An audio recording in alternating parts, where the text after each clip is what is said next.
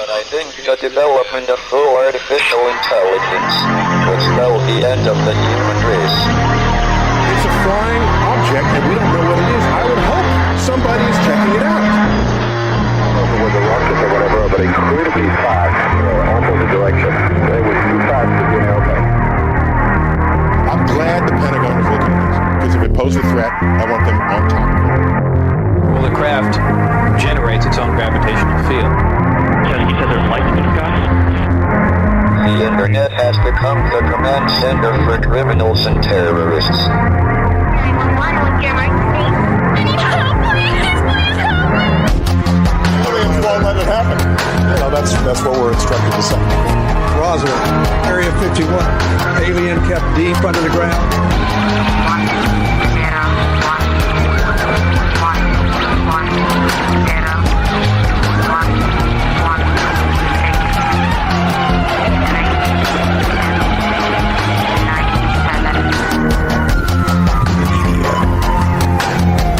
doesn't have your best interest in mind.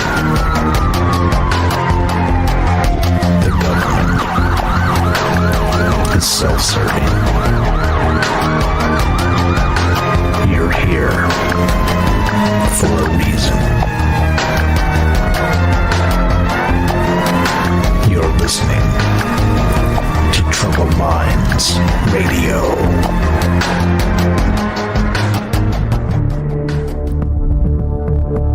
Broadcasting live from a secret bunker just off the extraterrestrial highway. Somewhere in the desert sands outside of Las Vegas. From somewhere in space-time, loosely labeled Generation X on planet Earth.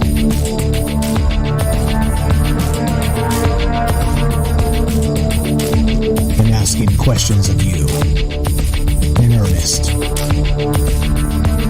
into the digital darkness. Good evening and welcome to Troubled Minds Radio.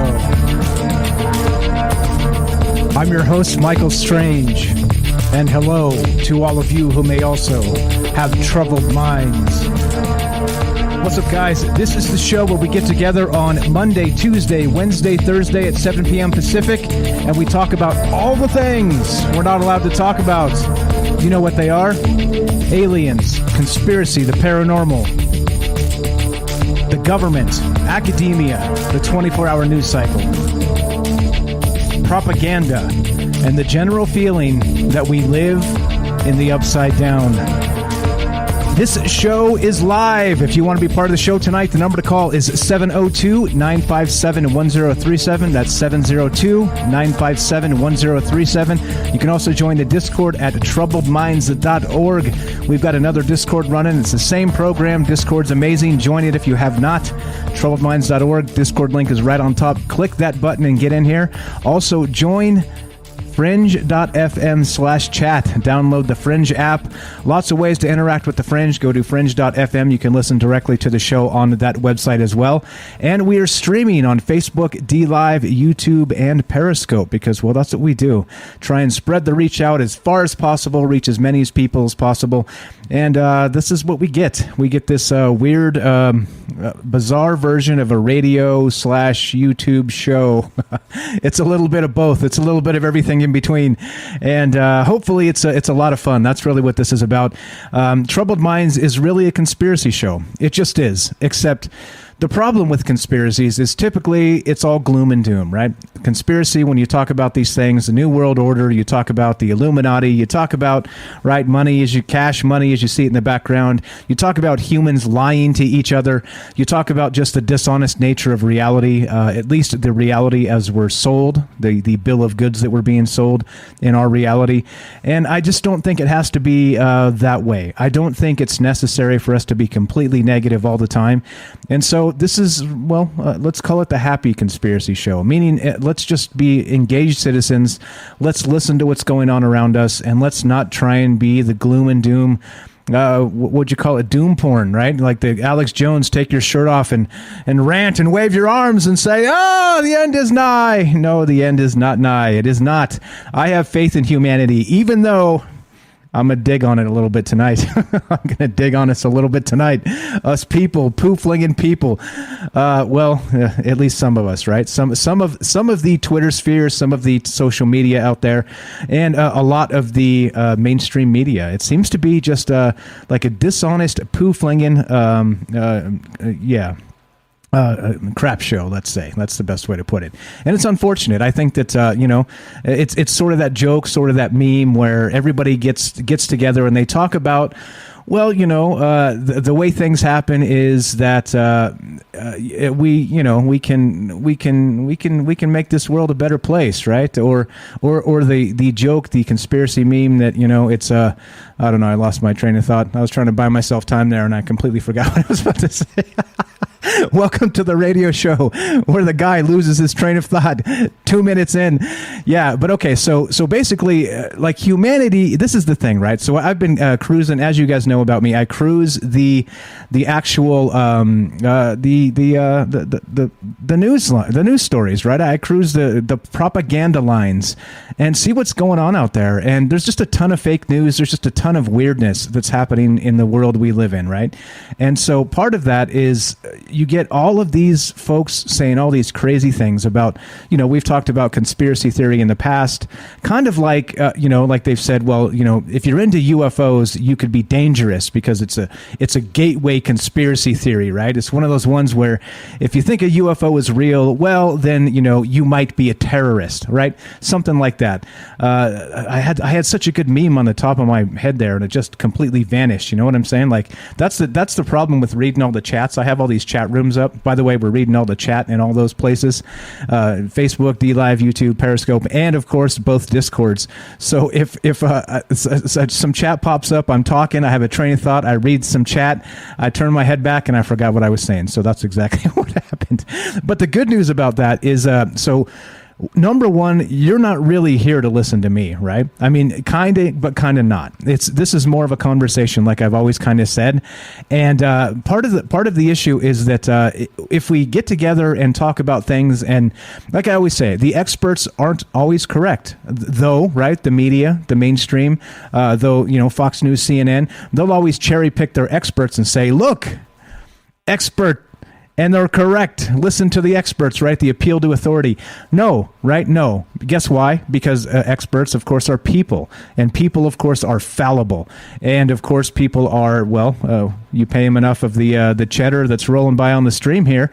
And every man has their price, as they say. We can say every person has their price, to include all the ladies as well, and everybody else in between, just because, everybody has their price, do they not? Do you really believe that's a thing? Do you really believe that no matter who you're dealing with, they have their price? Do you believe that's a thing? That's really not what we're talking about tonight, but kind of in the periphery. It's just sort of an intro to give you my train of thought when we're kind of considering these things tonight. Because as you know, like I said, I'm always cruising the news wires, and this is what I came up with. Now, like I said, if you guys are not into this, well, that's what's going to be. So the good news is we got tomorrow, and we'll be talking about paranormal stuff tomorrow with James from Salcedo Paranormal.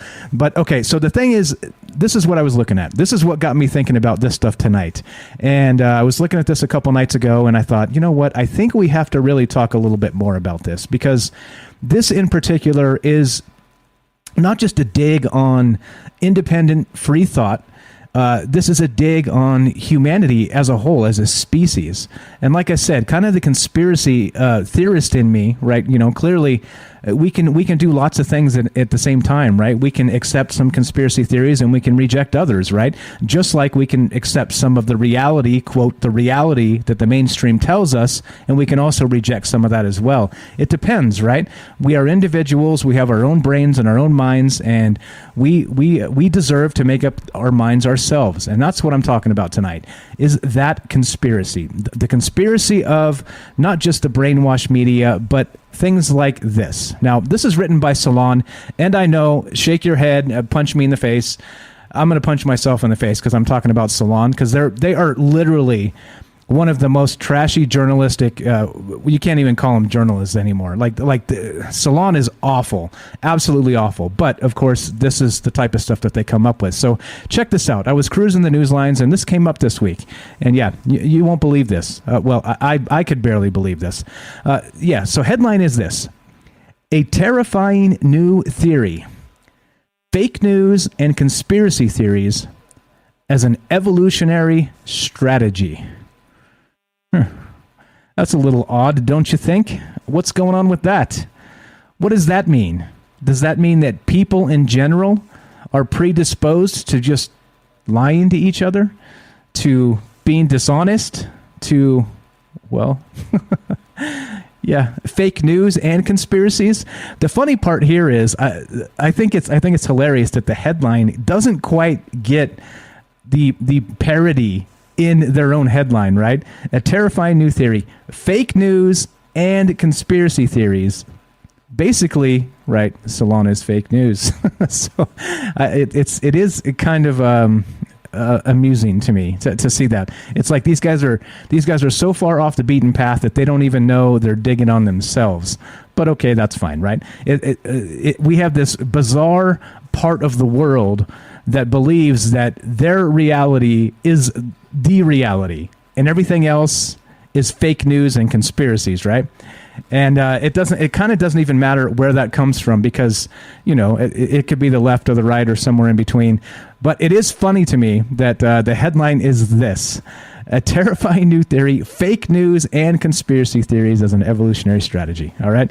Now, it got me thinking, right? So I've been, I'll admit, I've been watching the Da Vinci Code when I go to sleep. And what's the other one?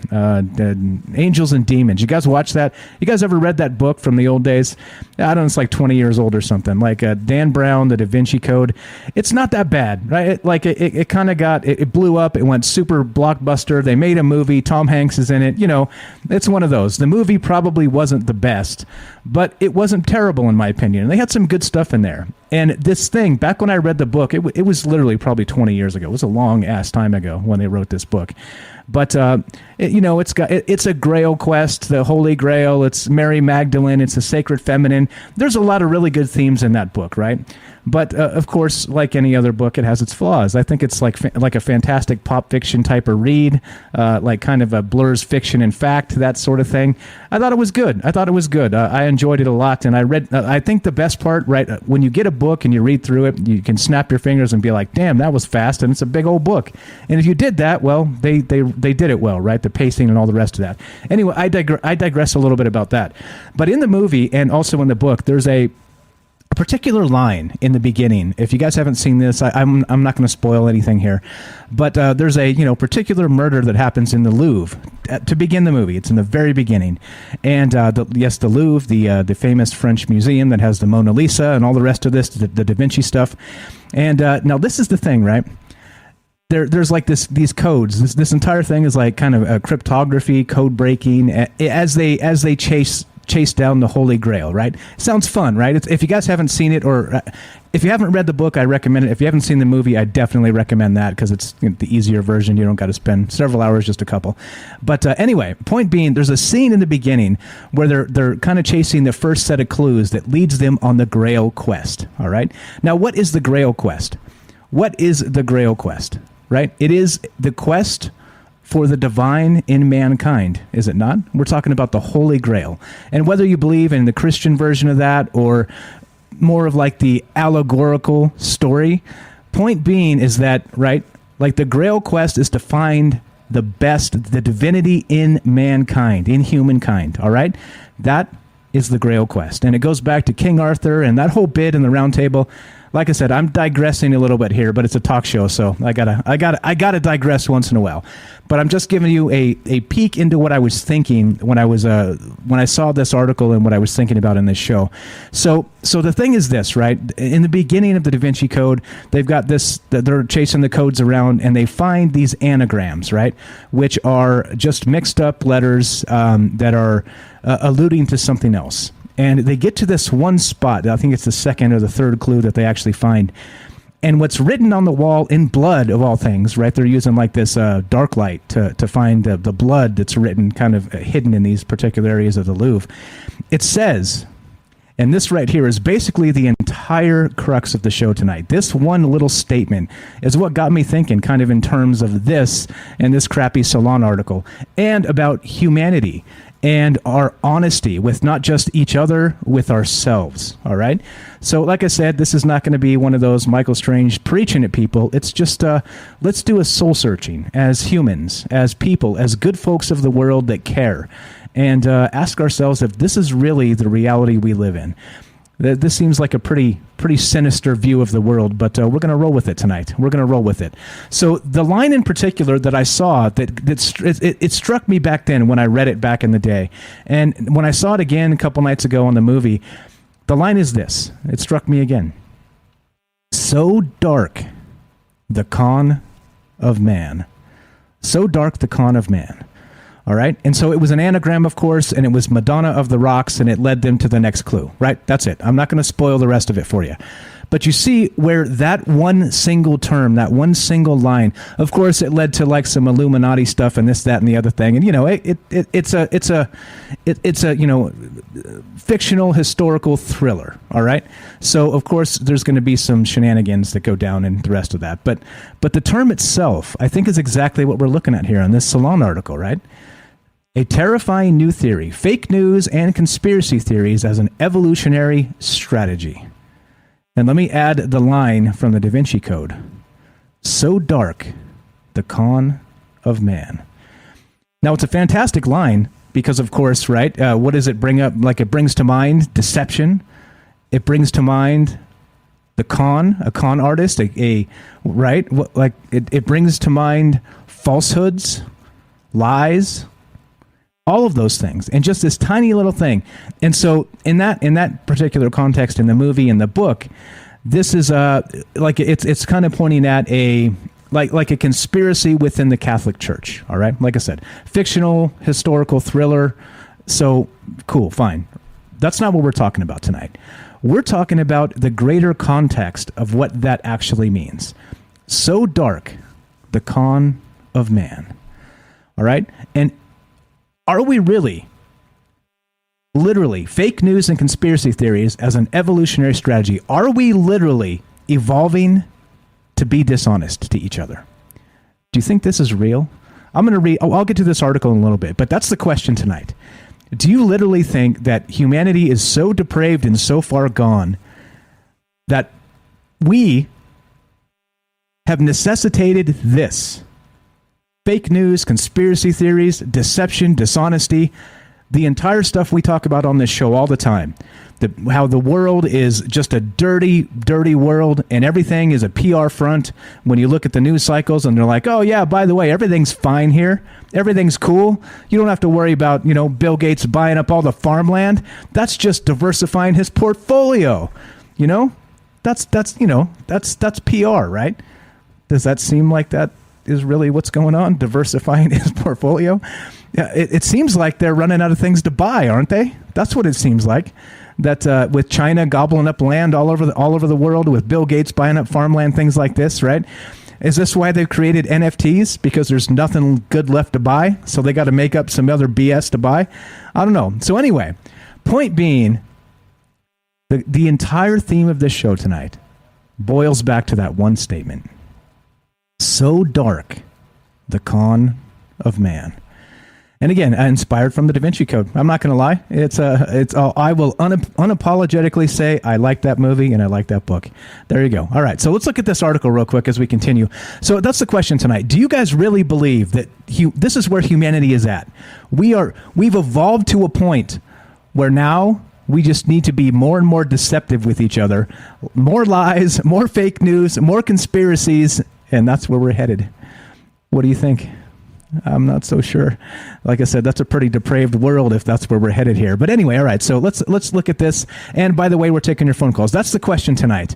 That's the big question. Do you believe that this is really where we're at? But again, this is from Salon. Like I said, I have a very low opinion of them and a very low opinion of the work they do, because basically it is fake news. So it's really, really ironic that, well, they're the ones coming out and saying this stuff, right? So what can you do? What can you do? Well, let's look at what they had to say. Yeah, okay. Political misinformation, whether fake news, conspiracy theories, or outright lying, have often been attributed to widespread ignorance, even though there are numerous examples of 20th century propaganda aimed at the most attentive to politics. Yes, examples, exactly.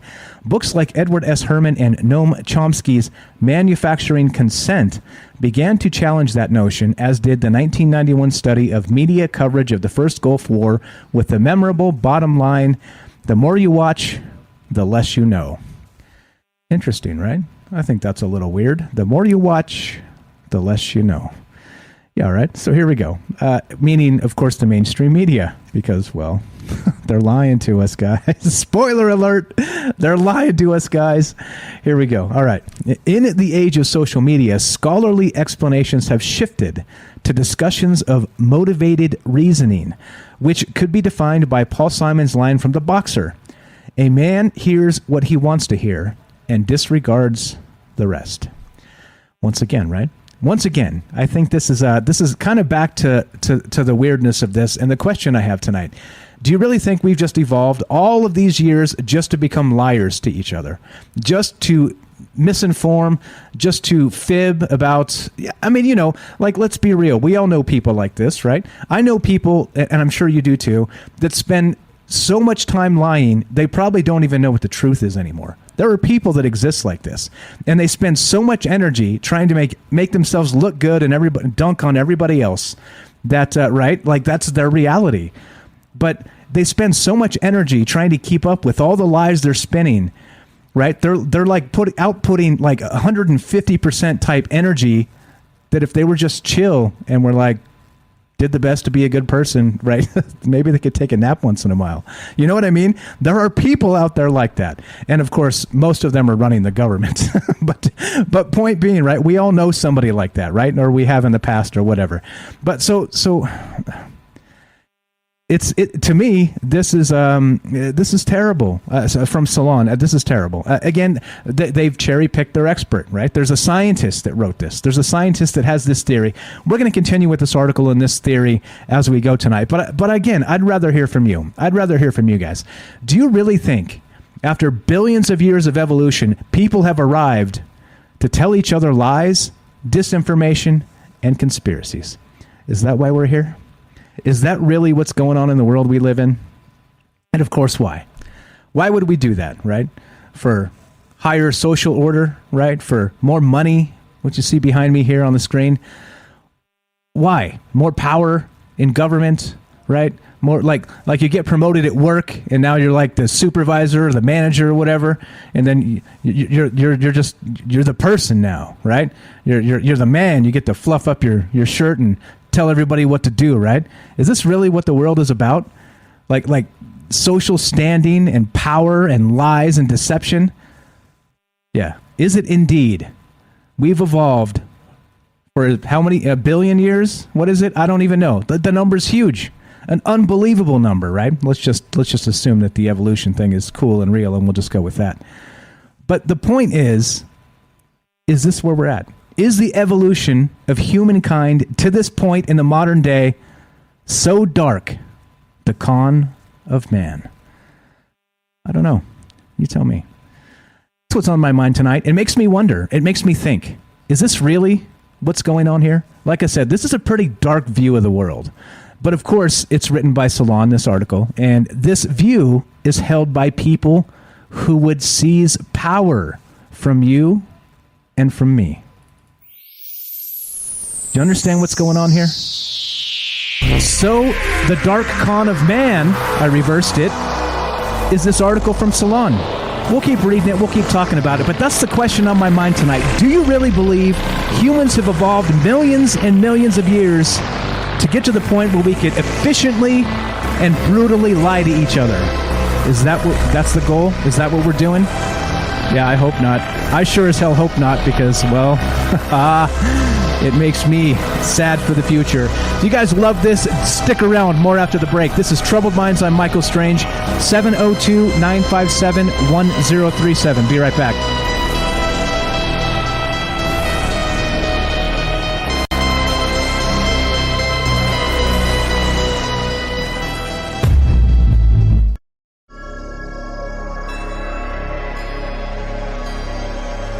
Welcome back to Troubled Minds. I'm your host, Michael Strange, and we are streaming on Facebook, DLive, YouTube, and Periscope. And we are broadcasting live on the Fringe FM. And we're taking your phone calls. What we're talking about tonight is the evolution of our species. Do you think we've come this far to be derailed by fake news, liars, conspiracies, and those who would put those names onto people that are largely innocent and want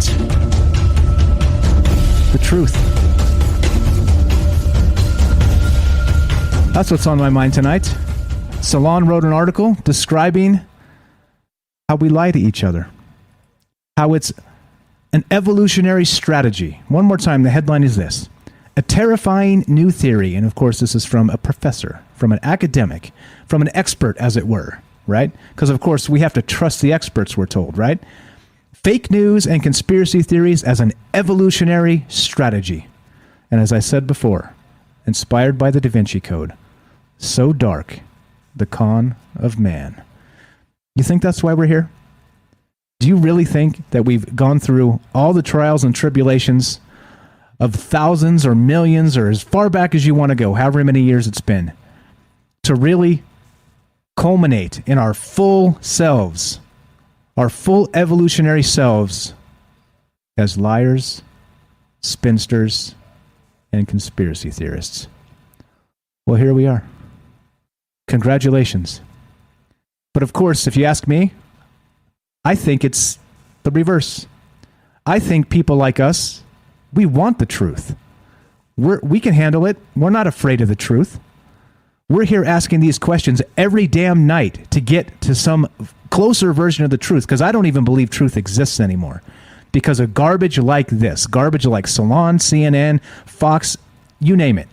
All of these guys, lying propagandists. And you know what? The funny thing is, the only thing they all agree on is that we're dangerous. You know why? Because we're not listening to their crap. So what does that make us? Dangerous. So I ask you again, who's the liars? And have we really come to a point in our lives as a species of these millions of years, they tell us, to get to the point where we've just become well-rounded liars? Yeah, no. Isn't that exhausting? Like, think about that. That is literally just not just dunking on people. That's dunking on independent thought. That's dunking on all kinds of things. Anyway, we're taking your phone calls. If you want to be part of the show tonight, do you have an idea about this? Do you think that the propaganda now is so poisonous that this is the type of stuff we're talking about? They cherry pick this garbage from who knows what professor. I'll get to that in a little bit. But here we are thinking about it, discussing it, and really? Like, do you, like I said, we all know, like, well-crafted, well-rounded liars.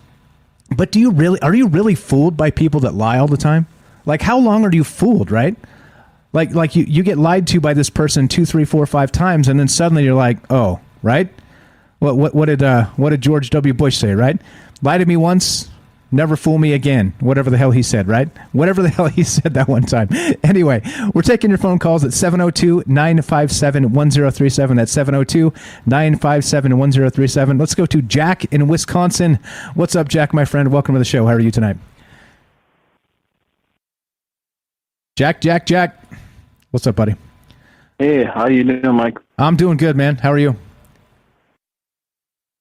Hey, I just wanted to bring up, I wasn't really going to talk about this, but I want to bring it up now that I heard what you just had to say and everything. I think there may be the potential, and I know other people have heard this before, but there may be potential for entities out there that are just beyond our reach, that are trying to get us either scared or angry, and keep us scared and angry all the time, no matter what. And I feel for the people who watch TV a lot of times because they feel really scared because of a lot of the things that are coming through the TV are very negative. But also I feel people get angry too, and it's like kind of hold that, harbor that or whatever. And I think these entities, I don't have any proof of this, but I feel like it almost feels like there's like something right outside our dimension that's like trying to harness and trying to get people to get, PO'd or get them really scared. You know what I'm saying? Because a lot of these movies, too, I can't watch any of these movies because a lot of it's like death and killing. And, I don't need to see Saw Part, 58 or whatever. I don't need to be scared the bejesus out of me. You know what I'm saying? But I think there's a reason for all of these things that are going on right now. Trying to get people scared and trying to get people, PO'd at everybody else. So that's just kind of my thoughts about it. Yeah, it's the same thing. It's division politics. It's again, right? Like if there's other people that are different than you whatsoever, they tell you should hate them, right? And it goes both ways, all the way around. It's so absolutely hilarious, and that even not just in particular that being a human being is hard enough because there's all these contradictions we're always dealing with, but then layer on top of that we have this mass media that's feeding us nothing but contradictions that we already have ourselves. Being a person is hard because, like I said, truth I don't think exists anymore. Maybe 30 years ago you could probably come to a truth and be okay with it. I don't even know anymore, man. This is where we're at, and it's unfortunate. Go ahead, sorry. Mike, can I? Of course. Can I humbly? I was going to say, can I humbly disagree with you? I think there's definitely a truth, and I think if people hang in their truth and they keep from becoming polarized, because the thing is, that's what the people on the TV and everybody else wants you to do, is they want you to choose one side. And then if you choose one side, it becomes a battle. If it becomes a battle, then they can basically manipulate you to do whatever they want you to do. So if you just kind of look at it from the, kind of observer's perspective, try to look at it objectively, a lot of times you can kind of step outside the conflict and be like, oh, I can see what's going on here, why the news is trying to stir people up or whatever.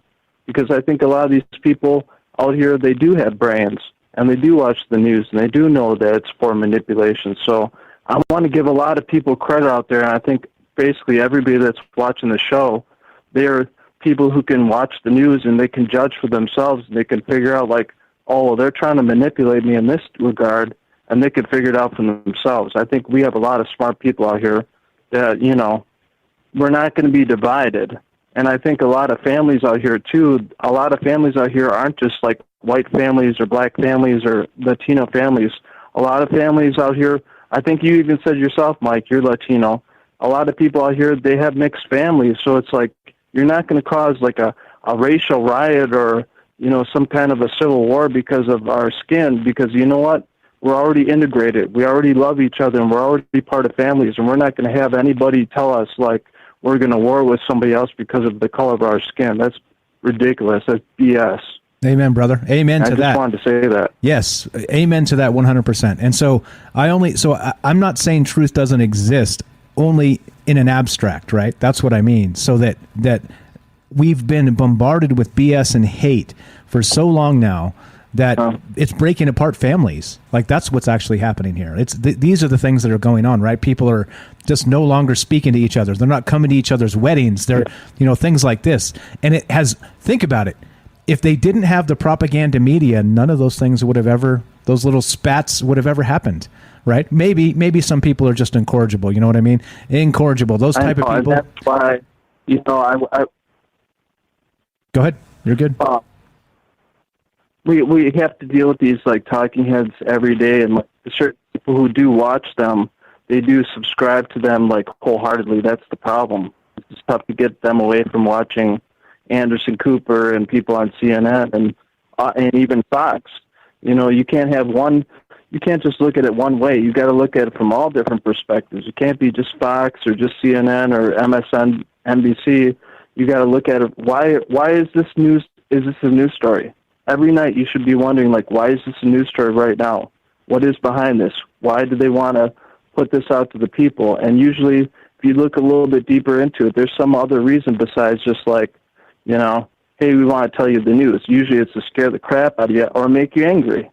It's one or the other, you know, which that's why I don't watch the news anymore, you know, so. Agreed, man. And though, keep an eyeball on it once in a while, because I think it's healthy to know what they want us to think. That's why I do this, because it makes me watch, right? Because I have to talk about this on a nightly basis. Not this in particular, but you see it, right? And you see an article just like this. It's one article. It's enough to trigger you and make you just go off for 3 hours. Watch, I'm about to do it. And this is what I'm talking about. It's not even about like the things you say. They are not going to create this race war that they're trying to create. Like you said, many of us are integrated. Many of us are well beyond that. And we've been well beyond that for most of our lives. And so that's the thing, right? They're trying to drum up the hatred between the people that are confused, between the people that need something in their life, right? They're offering them answers, easy answers. And of course, the answer is that the other guy's the problem, right? There's no easier answer than that. It's not your problem. It's the other guy that's the problem. It's stupid. This whole thing is dumb. Yeah, you're spot on, man. I appreciate the call. Anything else while we got you on tonight? Yeah, that's why we basically. Well, yeah. I basically want to tell everybody, like, that's why we all have to hang together in these little groups, even just hanging out with you, Mike, and just kind of talking about these issues or whatever. It's like, it's good to have people that are really positive, people who care about other people, you know, because a lot of times people don't really care about other people. And I think we have a really great group here, and I love hanging out with everybody in chat, love talking to you, and just really, I'm so thankful that, you know, we have a place where we can talk about these things, because without you, I don't think that we would. So thank you very much, Mike. Appreciate it, Have a great night. Appreciate it. Thanks for contributing. Thanks for the call. Good stuff as always. That's Jack in Wisconsin. Fantastic call. There you go, guys. We're talking about this tonight. Hey, Cole 370. You keep saying that stuff, and I'm going to ban you. Stop with that stuff. Like that hate division stuff. I don't play that. We are not doing that. And if you keep dropping that crap in the chat, next time you're banned. That's it. Period. Stop. Got it? No more. All right. Now this is the thing, right? Exactly that. It's the other guy's fault, right? It's always the other guy's fault. It's always some group. It's always some faction. It's always something, right? But again, who do you blame? Do you really think Marco Rubio is the devil? Or do you really think Nancy Pelosi is the devil? No, they're both horrible human beings, but really? Like, who's pulling their strings? Like, not even to get political. You don't have to. You just have to look and see what's going on with all that stuff. And if you pay close enough attention, they're both playing for the same team. And the only thing they ever agree on is that people like us that don't buy their BS are dangerous, right? Like I said, when I hear the term a bipartisan agreement, I'm like, oh, now they've got us. Because what else can they agree on other than we're dangerous and we deserve less, or we deserve to pay more taxes, or whatever else? Yeah. No, it gets to a point, right, where it's exhausting. It's exhausting. And it does piss me off. And that's why we talk about it from time to time on this show, because I think if we don't continually point this out and say, hey, look, we are smart enough to know exactly what you guys are doing, right? What the powers that be, the elites, whoever's pulling the strings, the people with the billions of dollars, we know what you're up to. And that's what we're doing tonight. Again, so dark, the con of man. Now, if you want to be part of the show, fantastic call from Jack. Thank you for breaking the ice and getting us started tonight. We're talking about this Salon article. I've got a whole bunch more about deception and humans and all kinds of stuff, right? But do you believe, like this says right here in the Salon article, I'm going to link it in the chat again, a terrifying new theory, fake news and conspiracy theories as an evolutionary strategy. Do you really believe that that's what we're here for? Do you really believe the pinnacle of human evolution, which let's just say is where we're at, because, well, we don't know what tomorrow brings, right? We're talking about the time frames, not how great we are or anything like that. But do you really believe that according to these knuckleheads, that we are actually have evolved to lie to each other? That's the question tonight. That's the question tonight. What's up? Bill says, I hate politics, but yeah, I agree. There's a lot here. Great call, Jack. Good stuff. Thanks for starting us off there. And I think that's it. I think that's it. Division politics. I think if you don't buy their name of the game, like I said, isn't it awfully convenient that some political ideologies are, I'm just not racist, right? Which means if you disagree with me, you must be racist. You see what's going on here? Like that's literally as dumb a premise as I've ever heard in my life, because clearly things are a little more complicated than that, wouldn't you say? But it sure does make it easy, doesn't it? It makes it easy for you to hate the other guy, the other gal, the other whoever it is, because you get to say they disagree with me and they are basically disgusting human beings, which of course is the way you unperson people. You turn them you change them from a person to an object, and then it's okay to attack an object. You see? It's not okay to attack a person. That's part of the strategy. That's what this whole damn thing is about. And here we are doing it again. Bill's right. People need to unite. What's up? What's up?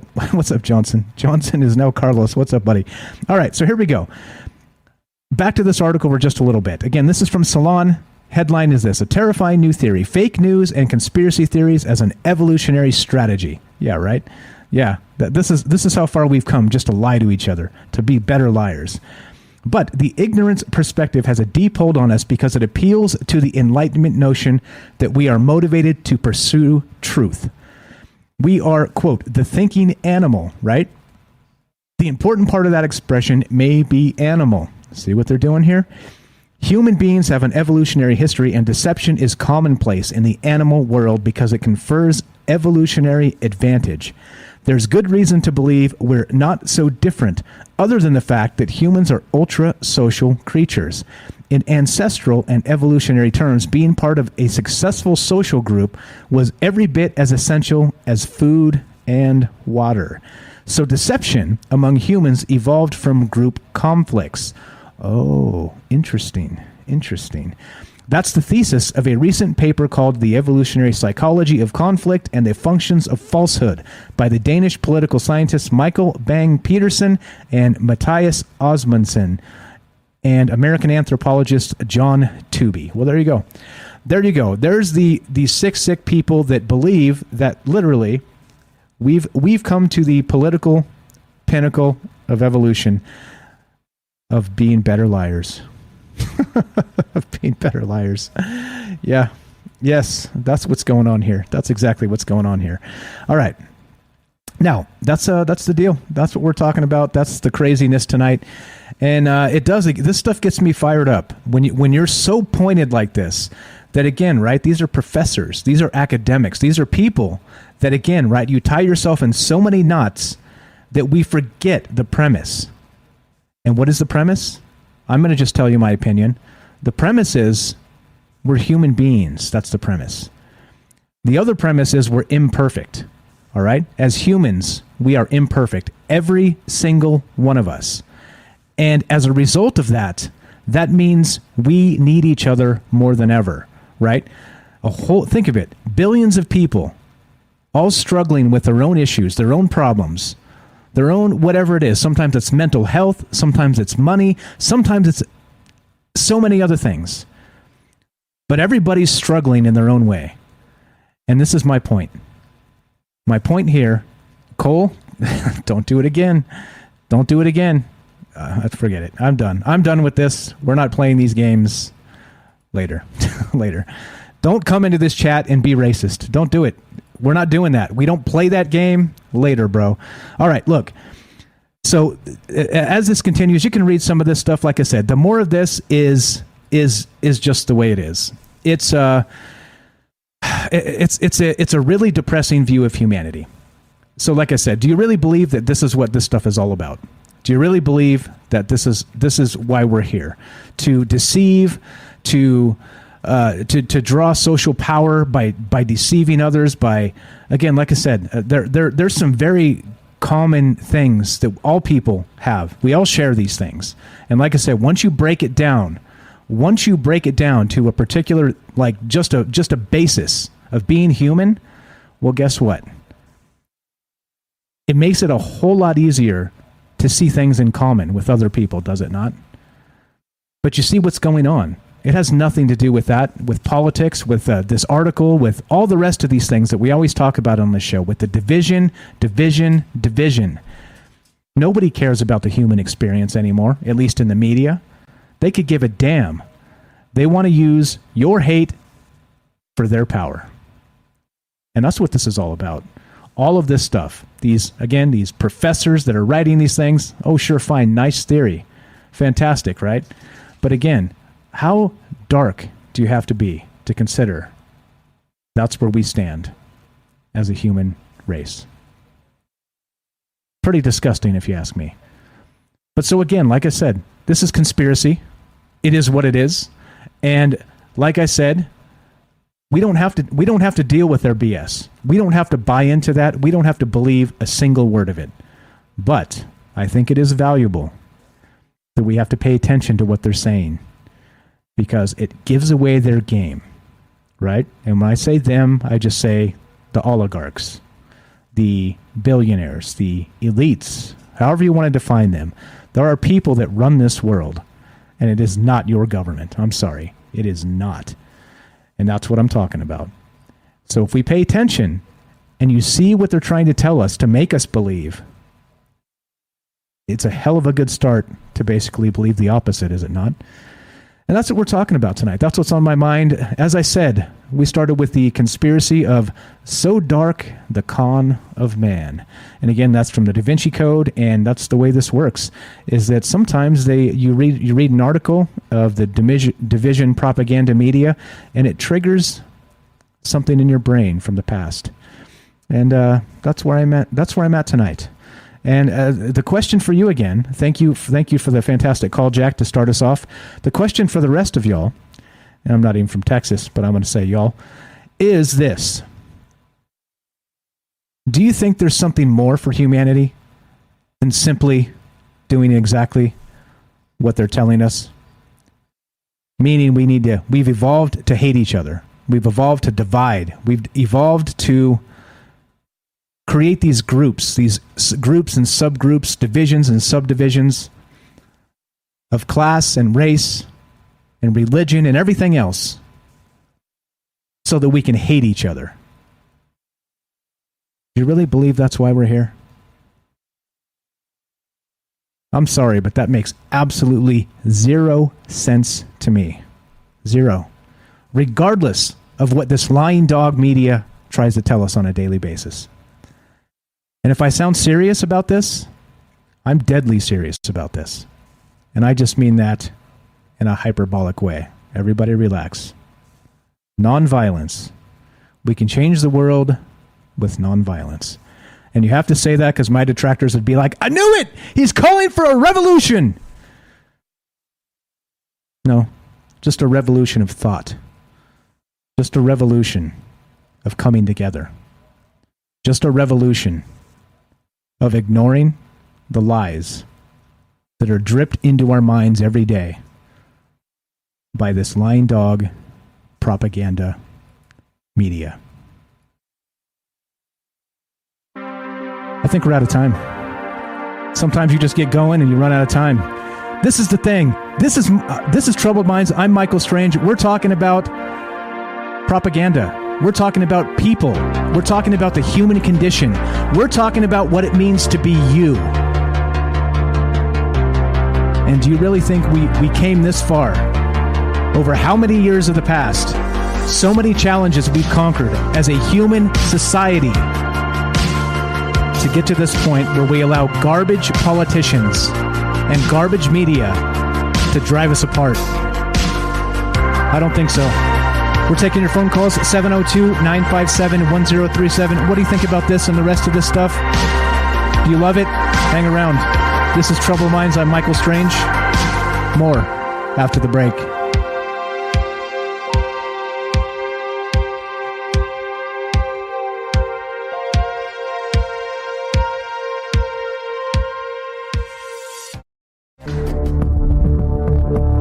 Broadcasting live from a secret bunker just off the extraterrestrial highway.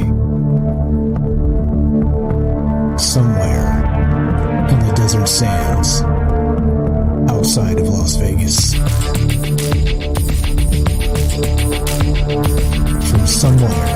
space-time, loosely labeled Generation X on planet Earth.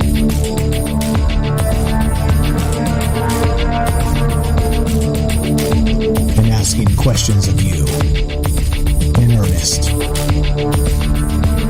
into the digital darkness. Good evening and welcome to Troubled Minds Radio. I'm your host, Michael Strange. And hello to all of you who may also have troubled minds.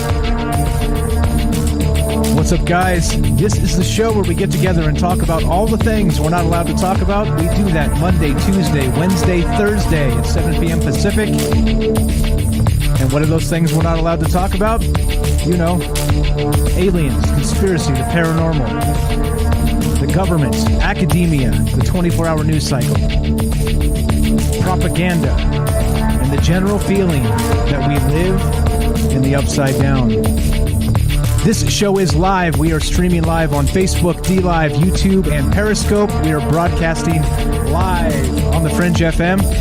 And like I said, we're taking your phone calls. If you want to be part of the show tonight, the number to call is 702-957-1037. That's 702-957-1037. And we'll put you on the show. We had a great call from Jack to kick us off. And you guys know the drill. If I don't get calls, I get cranky. And I'm already cranky, so you know what happens when Mike gets really cranky. Actually, you don't. You don't. I'm just kidding. But what we're talking about tonight is this article and this idea, this notion. Again, this is an article from Salon, and it you can tell it triggered me, right? I hate that term, but sometimes you read some things. Sometimes you see some headlines. Sometimes you see what the division propaganda media is up to, and it just absolutely downright pisses you off. And this right here, it follows that case. It literally puts it in my craw when I read things like this. Because of course, right, what is it? It's just more division. It's just more hate. It's more hate cycle propaganda, which is exactly what this is, right? We'll just change the name news to the word hate. Then it's now, instead of news cycle, it's hate cycle propaganda. Again, just real quick, and I've got some more to talk about with this. They've got a great article from The Hill talking about this, but again, from Salon. Just a headline to give you guys an idea what's going on here. A terrifying new theory. Fake news and conspiracy theories as an evolutionary strategy. And like I said, did we really come all this way as people to really just become liars? Better seasoned liars. And, you know, I get it, you know, they're scientists, they're, you know, anthropologists or whatever it is, and they're looking into the, you know, the actual history of the human condition, right? And, yeah, fine. Sure, fine. But really, though, like, I think it's pretty gloom and doom to be dropping stuff like this and making huge accusations about where we came from and where we're headed and saying that we're here because of some our ability to lie, to deceive. You see? Now, of course not, right? Like if you look at the mainstream media, if you look at the way the media runs now, all they do is lie to us. That's all we get. There's almost nothing else. And like I said, the things that they're telling us are so far off the beaten path that it's sick. It's sick. And Matt's got it right. Matt says this in the chat. What's up? I am reading the chat, guys. 2 minutes of hate. But you know what it's become? It's become 10 decades of hate. You see? 1984, you remember that? They all got in the theater and they put up Emmanuel Goldstein, who was, of course, the enemy. Nobody even knew if he was alive anymore. Nobody knew if he was a real person ever. But it didn't matter because they knew he was the one to hate. You understand the way this works? This is exactly the world we live in. And no matter what you turn on, Rachel Maddow, Sean Hannity, Tucker, Don Lemon, any of them, what are you going to get? Hate. Division. Blame the person who's least like you. You get it? This is not okay. This is absolutely not okay, and it really, like I said, it gets under my skin a little bit. So anyway, this is from The Hill, and they're talking about it again. Their headline is a little bit different, but probably a little more on point. Terrifying new study says our conspiracy theory epidemic could be a result of human evolution. Mm-hmm. Yeah, right. Yeah, right. Yeah. Sick stuff, and this is what's on my mind tonight. And like I said, it kind of I was watching a little bit of that. What's it called? What is it? The Da Vinci Code, right? And there's that scene in the beginning where they have they start chasing the clues down. And I said this in the first hour just to kind of recap. I know we got to reset, reboot as the top of the hour comes for radio. People come and go, so you got to kind of backtrack on yourself once in a while. But I was talking about the Da Vinci Code. And the line as they chase the clues down as that movie began, if you guys ever saw it or read the book, so dark, the con of man. And to me, that's exactly what this is. That's exactly what this is, right? Is that, all right, if you can give that term, that little sentence context in any way, shape, or form. And so who's conning who? Who holds the cards here? Who holds the power? Who runs the media? You see? Like I said, like Jack said when he called in, so many of us are mixed race. And that's the infuriating thing. For me, like I said, look at me, right? Check me out. Right there on the screen. What would you identify me as? Like I said, it's not about what I really am. When you're talking about division, hate, and propaganda, it doesn't matter what I really am. It only matters what I perceive to be, to whoever wants to label me as such. Now, don't get me wrong, but isn't that racism? There you go. David, what's up, says the United States was created through a conspiracy against the king. And you are absolutely right. You're absolutely right. And yes. All right, so we're taking your phone calls tonight. We're talking about this topic, the division media, these articles where they're saying, like humans have evolved to become adept liars. Right? Right? Don't you think there's more to the human condition than that? Like I said, this is a pretty dark way to look at humanity, and I reject the notion. And I think that, just like I said, we all know people who just spend all their time lying, and it's so much energy that if they just told the truth and tried to be a good person, they wouldn't have to lie at all. And yet, it doesn't matter. But like I said, I don't think those people are the norm. I don't think those people are regular folks. I think regular folks are, by and large, as honest as they can be, right? And is it, think about it this way. Some people have said this, is honesty a luxury? Right? Like talking about stealing things or, right? Like if you have to eat, you have to eat. So, but is that dishonesty, stealing to eat? You see? It's not as complicated, it's more complicated than these folks try to make it.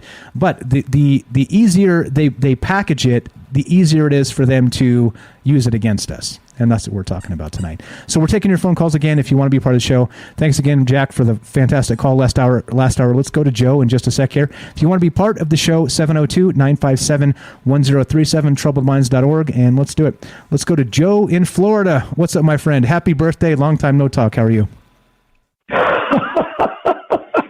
I'm okay. Can everybody hear me okay? Loud and clear, sir. Go right ahead. All right, perfect. So perfect. Good topic. I've been very busy. When you talk about evolution, I kind of think DNA, but when you go past that, why wouldn't we be conspiracy theorists? I'll give you one for an example. Dark Ages. Okay? Roman religion and Dark Ages, fighting, corralling people, making them fight for a belief or a cause. The Inquisition, all of these things. And then we have the Enlightenment. In the Enlightenment, Galileo was a conspiracist, right? The universe went around the earth. Why would we not question our governments and our leaders going back through time? Because the question, and we're all preaching to the choir here, to question is to question authority. And right now, we could heavily be questioning authority. If we came together, we would probably have a bigger revolution than maybe the French Revolution. I'm not condoning any of that. Or we might have bigger changes than the Enlightenment. Okay. when you saw a time and place in Europe where the Enlightenment took hold in most of Europe and moved everybody along out of the Dark Ages. But looking at history, everybody was kind of united. If I was a person in this day and age and wanted to maintain power, and I'm talking old oligarchs and old money, what would I do? I would divide and conquer. And those people that have the money and the wherewithal would also have the knowledge to go back in history and look at how they can manipulate things. And then we see it before our eyes. Revisionist history, this history, that history, and you're exactly right. For every example you could give on one side, we could give an example on the other side in a two-party thing. Is truth a luxury? I could tell you from my own perspective, in my job as a funeral director, truth is a luxury that maybe I give people that they don't understand or want to hear. I could tell you this, when families come in, some people think when you cremate people, you're putting 2 or 3 in an oven at a time, or because that's what they hear. In the meantime, 99% of the time, we're doing the right job. You never hear when you're doing a good job. But like some people put in chat, the 1% of the time when somebody complains or makes a falsehood, that does all the damage that it needs to do, whether it's true or not. And we have technology also to thank the expediency of that. We all know that. To say that maybe all of us here, and I'm going to stick up for all of us here, I just think that most of us here have a healthy dose of let's question what they're telling us. Maybe at the end of the day, some of us are a little bit right, a little bit left, but I'd like to think that a lot of us are kind of in the middle or have the ability to meet in the middle. And that's what the powers currently do not want us to be. That is the most terrifying thing to them. That's the most terrifying thing to them. Because if we unite, we're going to agree that they're doing a terrible job. All of them. And that's, you see the game. Because we can probably all agree on that. They're doing an absolutely atrocious job politically. Running this country. Running the world. And it's terrifying to them. I'm going to throw something out there. Go ahead. I'm going to throw something out there. Go ahead. Let's see if this governor of New York spends any jail time. Let's see if my guy in Florida, Matt Getz, spends any jail time. If they don't do jail time, I have to believe that these people are just about paid actors, that this is another branch of Hollywood that we're seeing. I have to envision my politicians lately, along with the media and everything else, as playing good cop, bad cop. If I open up the world as good cop, bad cop, it doesn't bother me as much because I know the game that's being played. Makes sense to me. Does that kind of make any sense? Perfect sense. Well, that's the deal, right? Is that they poke at like the things that we feel most vulnerable as being humans, right? They literally pick at our scabs constantly, for lack of a better term, right? Like the worst parts about humans is the things they go after, because they know, right? They say rabble rousing, and they're like, well, Donald Trump was rabble rousing. Yeah, fine, maybe, but you know what?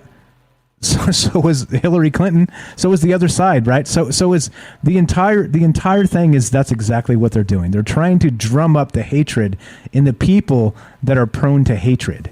And there's a lot of those people because, again, and I'm not even saying it's necessarily their fault. In some cases, you just have sick people. They're sociopaths or psychopaths or whatever, right? Which, of course, they usually end up in public office, don't they? But there's other sick people that don't end up in public office. And so, but I think for the most part, there's a lot of as people are, there's good people and there's bad people, and that's it. And, anyway, go ahead. Sorry. No, it's fine. I mean, I think there's more. I'd like to believe I think there's more good people. It's perspective. I mean, we can get into, I'll give you an example. of divide and conquer at my job. You know, the mask debate is coming back. I'm in Florida, right? My governor's been saying what he's saying. Hey, whatever. I can tell you at work, a lot of things have to do with the way things are worded. From those articles that you posted to, I've got people in my funeral home that they don't wear a mask. I don't wear a mask. If there's 4 or 5 in the building, we don't really need to. But we've been doing full funerals. And my manager, they don't know how to approach it. And I basically I make a statement to my employees. I just basically tell them, look, it's not my business. If you've been vaxxed or not, I don't want to politicize it. I'm just going to tell you this. It is in my interest that you stay healthy so that the business can continue to function. If you need to take appropriate precautions for that, please do so. If you feel that you don't want to be masked, that's fine. I'm just asking that when the families come through the door, that you keep your distance from the people coming through the door. Because while I trust my employees here, I don't know what's coming through that door. Guess what? Most of the employees put a mask on, and nobody talks back. It's not political. You know, if they don't wear a mask, I can care less. I can care less. Okay, I got to wear a mask because I got to show responsibility for the company. But we don't politicize it. It hasn't been argued over. It hasn't been fought over. You know, that's it. I tell my daughter, you go to school, you want to wear your mask. She's 10. I mean, you want to wear it, you wear it. You don't, you don't. But if somebody tells you something, clock them. Even though we have the argument about violence in the house. Don't clock them. I want to love everybody, but I don't want anybody to tell me what to do. It's basically, we all need to kind of stay in our lane. You know, if we come on this forum and we debate it, and you're an excellent host and a moderator, and you have excellent guests and people that call in, but I don't pay your taxes. Why should I be bitching unless you're doing child porn or something ridiculous? But this media comes into our house. They come in with these headlines, this propaganda, this bull crap. It's not even investigated. Somebody throws a theory out there, you know. That's all it is. That's all it is. The thing is that you and I, and the people that listen to this, know enough most of the time to take a deep breath and maybe read it a little bit and understand it without having a knee-jerk reaction. I mean, most of society will have a knee-jerk reaction to these things. When my governor said that the president, you know, is bitching about Florida for COVID, but yet the border is open. I had a friend of mine in the locker room after hockey in the locker room. He's like, oh, all the people from the South are coming in the border. I said, so you're telling me that if we shut the border, COVID's going to stop? And he couldn't, he didn't have an answer because he was going on a knee-jerk headline. He was going on a knee-jerk headline. So he didn't have an answer. But most of the population doesn't. They just look at the headline and they go. And that's what the media and power depends on. I mean, I'm preaching to the choir. I've been on long enough. I'm sure I've annoyed enough people. But anyway, that's my 2 cents. You're good, Joe. You're good. I appreciate it. Good stuff as always. Again, happy birthday. Thanks for calling in. Thanks for listening. Thanks for being part of the show. We'll talk to you soon. Have a great night. That's all right. Have a good night, guys. Somebody call in. There you go. Thank you very much. There you go. All right. So we're talking about this weirdness. Do you think that humans have evolved to lie? Do you think that's the bottom line here? Do you think that we've just become dishonest machines, and that's why we're here? Yeah. Right. No, I don't think so at all. Let's go to Daryl in New York. Daryl, welcome to the show. Can you hear me? Are you there? Testing 1 2. You're not coming through. There you go. Have a good night. Somebody call in. There you go. Thank you very much. There you go. All right. So we're talking about this weirdness. Do you think that humans have evolved to lie? Do you think that's the bottom line here? Just mute your stream if you could, Daryl. I got you. We can hear you. Just mute the stream because it's coming through on your speakers there. Pretty please. Let's go to Daryl in New York. Daryl. All right. Let's see. Can you hear me? Are you there? Testing 1 2. Yes, I'm here. Wait a second. Hold on. Thank you. All right. I'm going to mute you for just a sec because the talk back is bad. Bad for radio. All right. Let's see. Are we good? I find my... All right. Nope. Well, I sound terrible coming from here to a speaker to another speaker and then back to myself. That's awful. Hold on, I got to turn off YouTube. Okay, did I do that? Did I do that right? Yeah, yeah. Go right ahead. What's up, Daryl? How are you tonight? Oh, okay. Hi there. Hey, your last guest, Joe is his name? Joe, yes. Joe in Florida. Hey, Joe. Great call. I wanted to ask, I would be very curious. He works in a funeral home, he said. Correct. How many of the people, was he ever paid money to do, like, if he took in COVID patients, was he paid extra money to list them as COVID or something like that? Does he know about anybody that died of COVID that came through his doors? And, like, was there a large percentage? Was he overwhelmed last year or this year? Is there a big difference? Those are the questions I'd like to ask him. Yeah. And this is on the subject.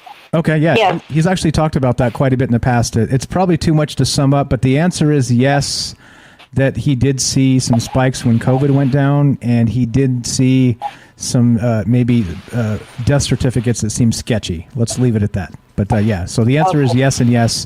I don't know to what degree, but yes, he has said that to us. I don't want to speak too much for the man, but go right ahead. Okay, no problem. But on that topic, the news, I listen to the news just because it's on sometimes, and I just want to hear if, like, during the local news, let's say, if they're, like, doing something local, you might get a little truth slip because they're doing it live, and that's where you're going to maybe hear somebody tell the truth. Like, if they're interviewing people at the hospitals, sometimes you get a nurse that'll actually say the truth, that they didn't pay off before they got there, and that's where you hear sometimes what's going on for real, and for example, during this latest pandemic, the Delta variant, they said these are all people that are vaccinated.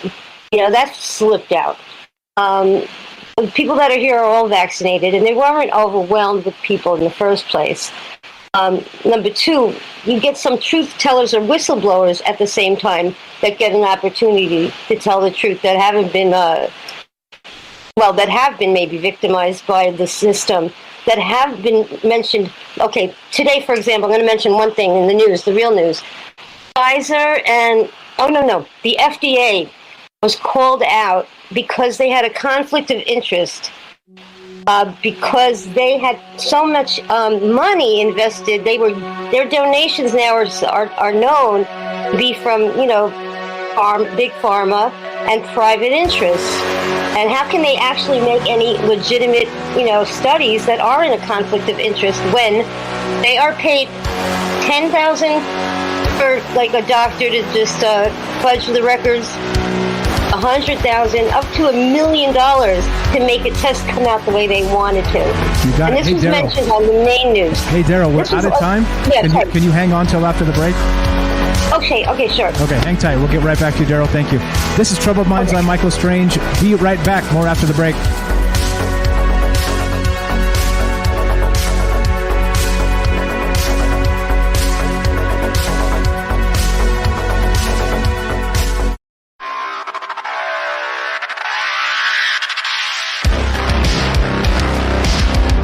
Alright, welcome back to Troubled Minds. I'm your host, Michael Strange, and we are streaming on Facebook, DLive, YouTube, and Periscope.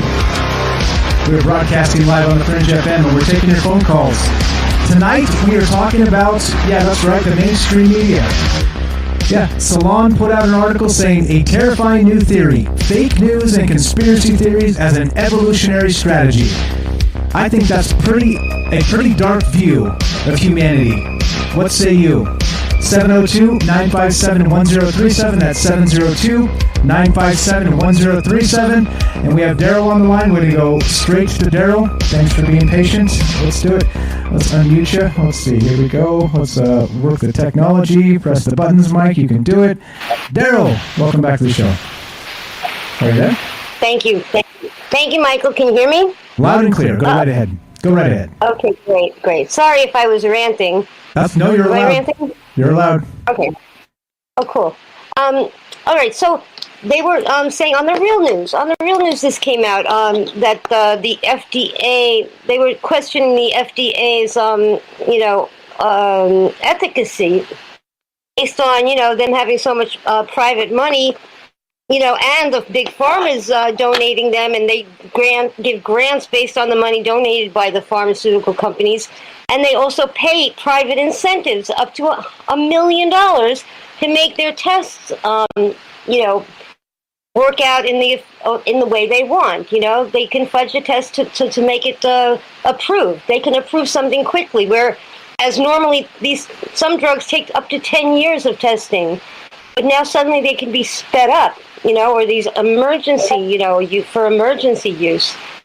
So that was something on the Real News. And when I hear flickers of, like, the Real News coming out with something that is not on their normal, agenda, I start to have hope that maybe, they are going to wake up with a conscience, or they're going to be feeling like this truth needs to come out right now. I mean, if you could be a journalist, I don't know if I should call them journalists, that's a generous title, but can you really sleep at night doling out this crap?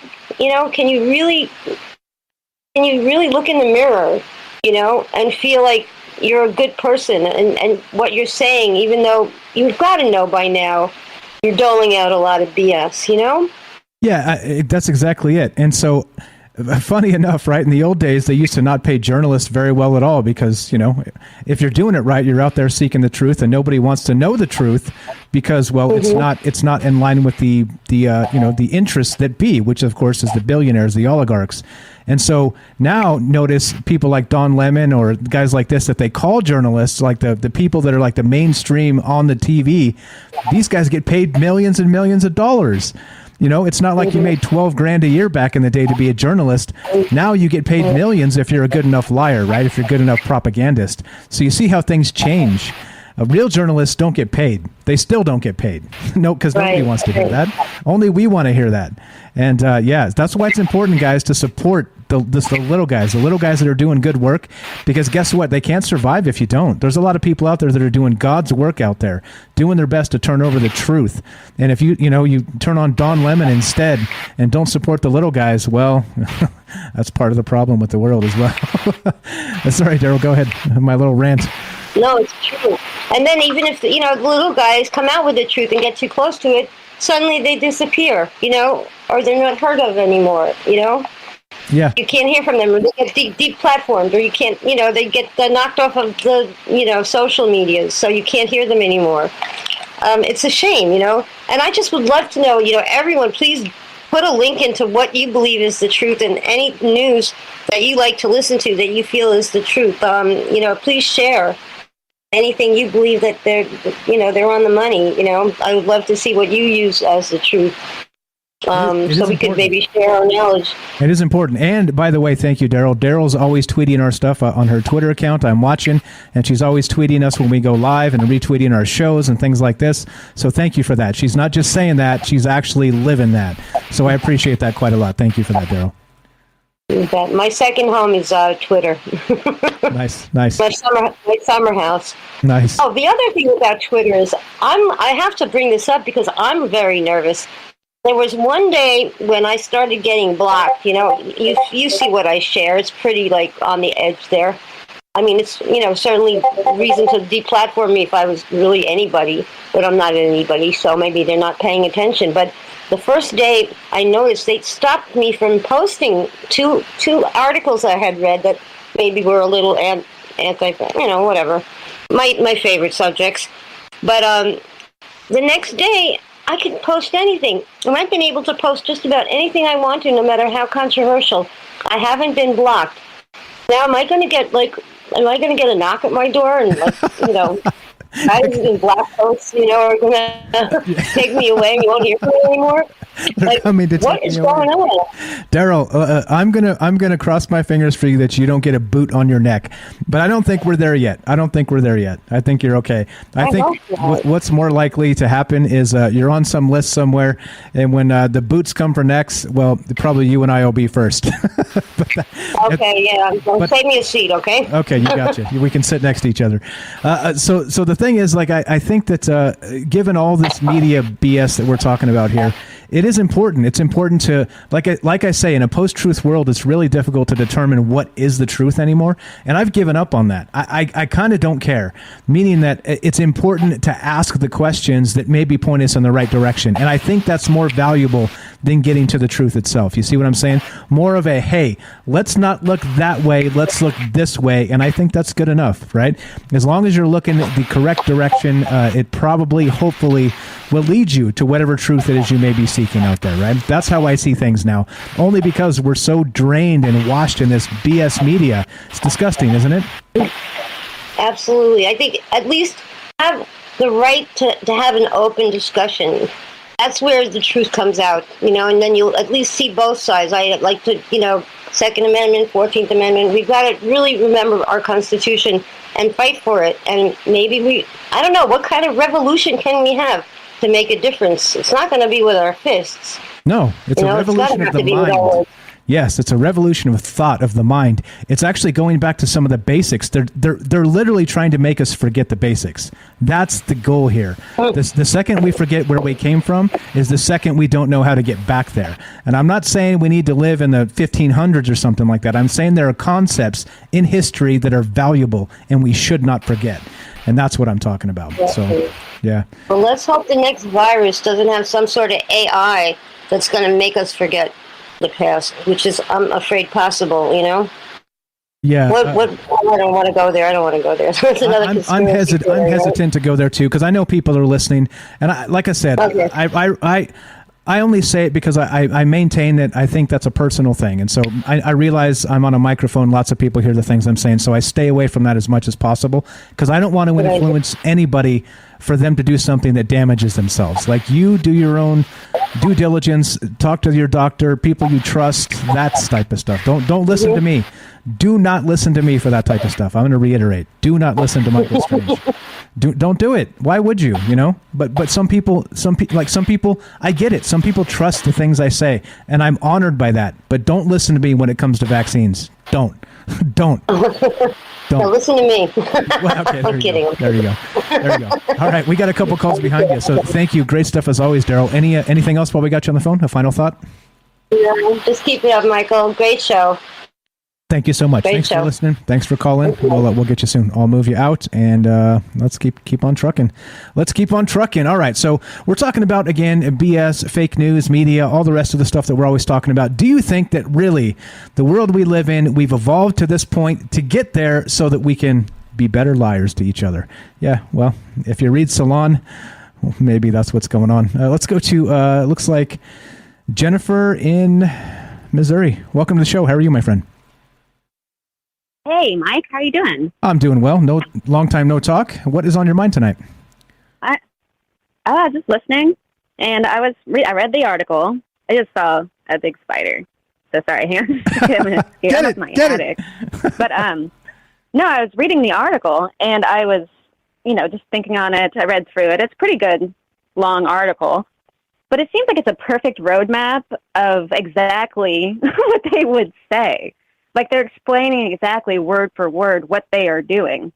I think that, the lying, is not an evolutionary survival mechanism of humanity. I mean, there are ancient texts that talk about deception and the greatest deceptions of them all and things like that. And that's been around forever. And the Trojan horse, it goes on and on. It's really funny because, people have always resented it as well. When they know when they're being deceived, they know when they're being lied to. That article is like a comfort blanket to people who are wondering right now, well, why do these people believe what they believe? Why would they believe these lies? It's not what CNN is telling me, or it's not what this is telling me. How can they believe these things? They even referenced the Capitol riots, of or course. Whatever, however that would be perceived. Of course. And it's complete reverse psychology to claim this. And what they're basically saying is like, don't listen to people who are saying that this is all lies. Don't listen to them. That they're just trying to save themselves. This is some kind of, evolutionary way to try to survive because they think that people are in the death throes. Like the truth is in the death throes, and that is not true.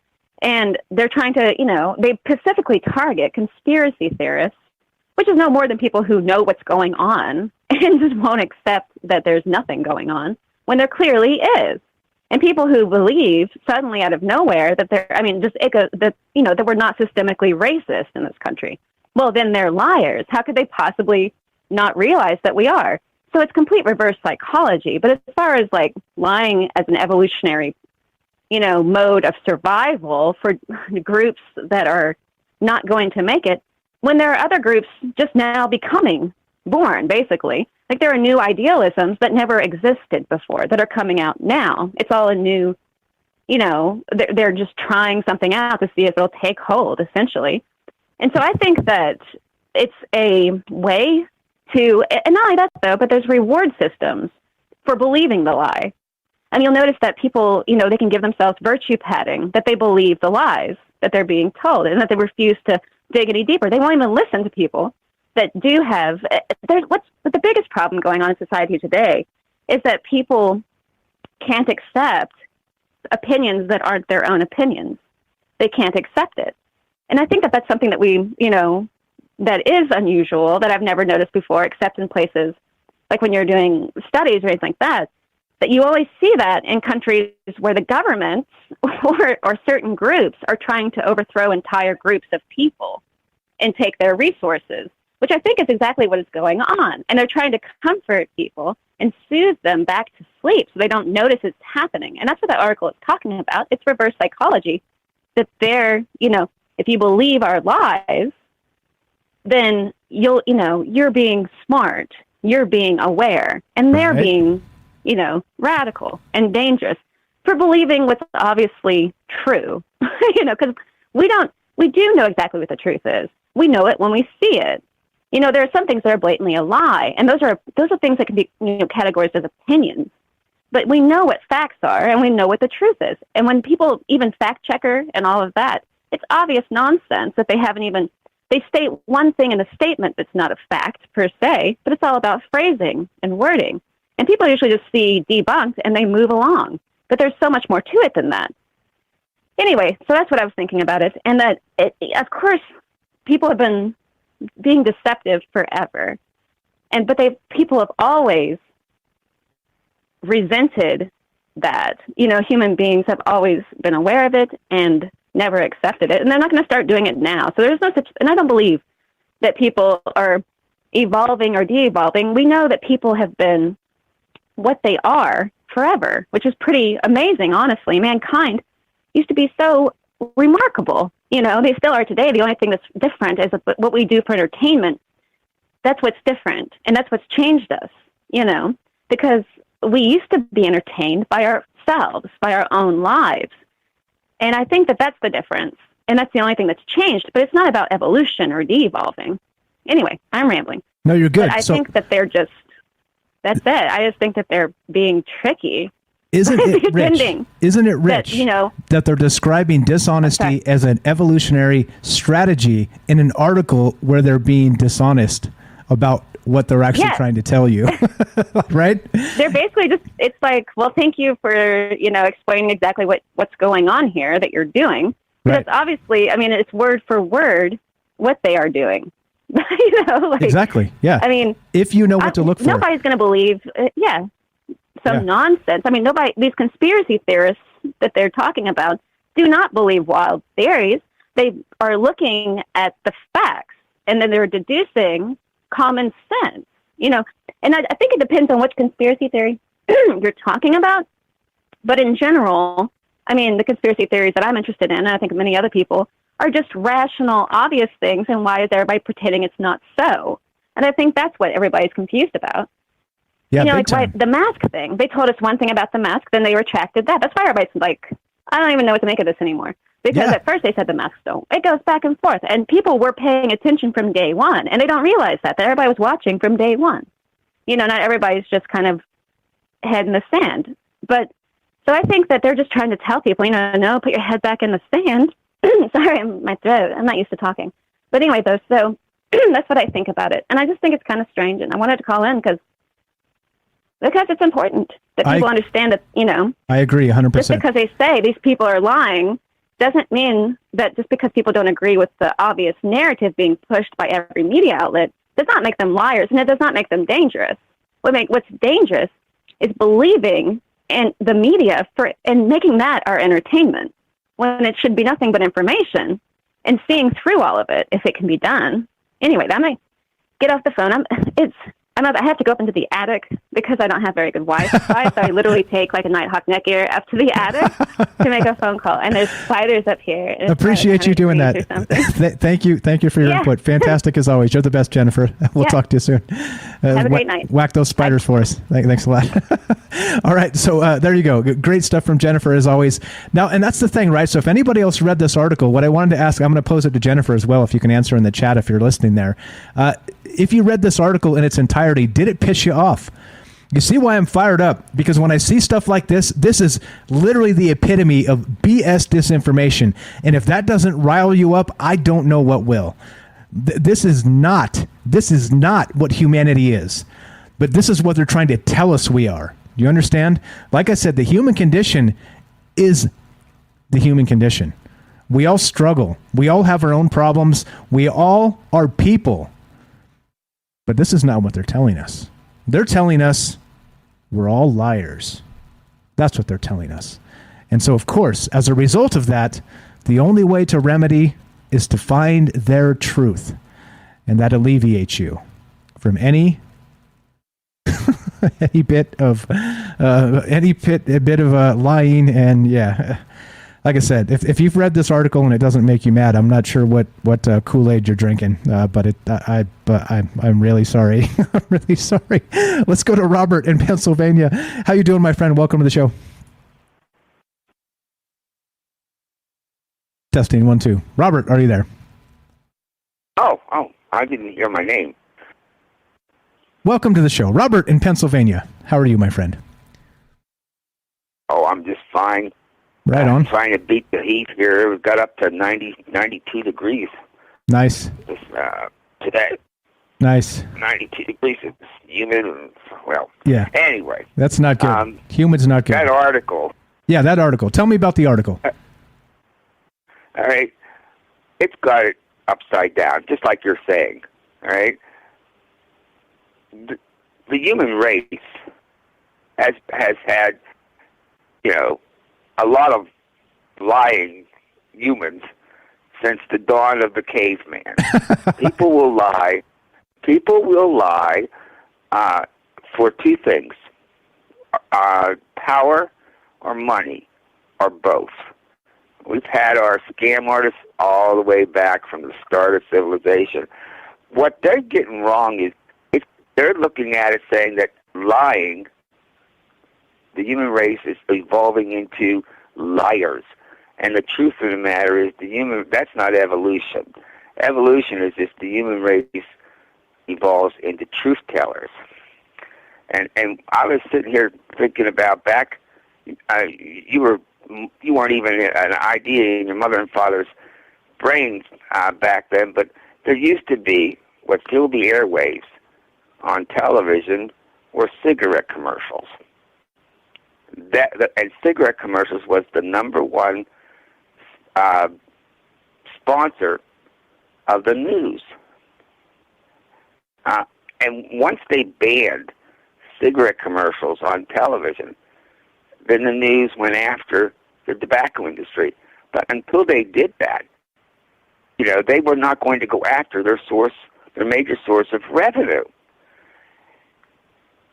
There used to be that pharmaceuticals could not advertise on television.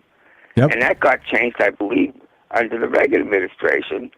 And once they were allowed to, all right, look at cable news, look at ABC Evening News, NBC Evening News, CBS Evening News, any news program.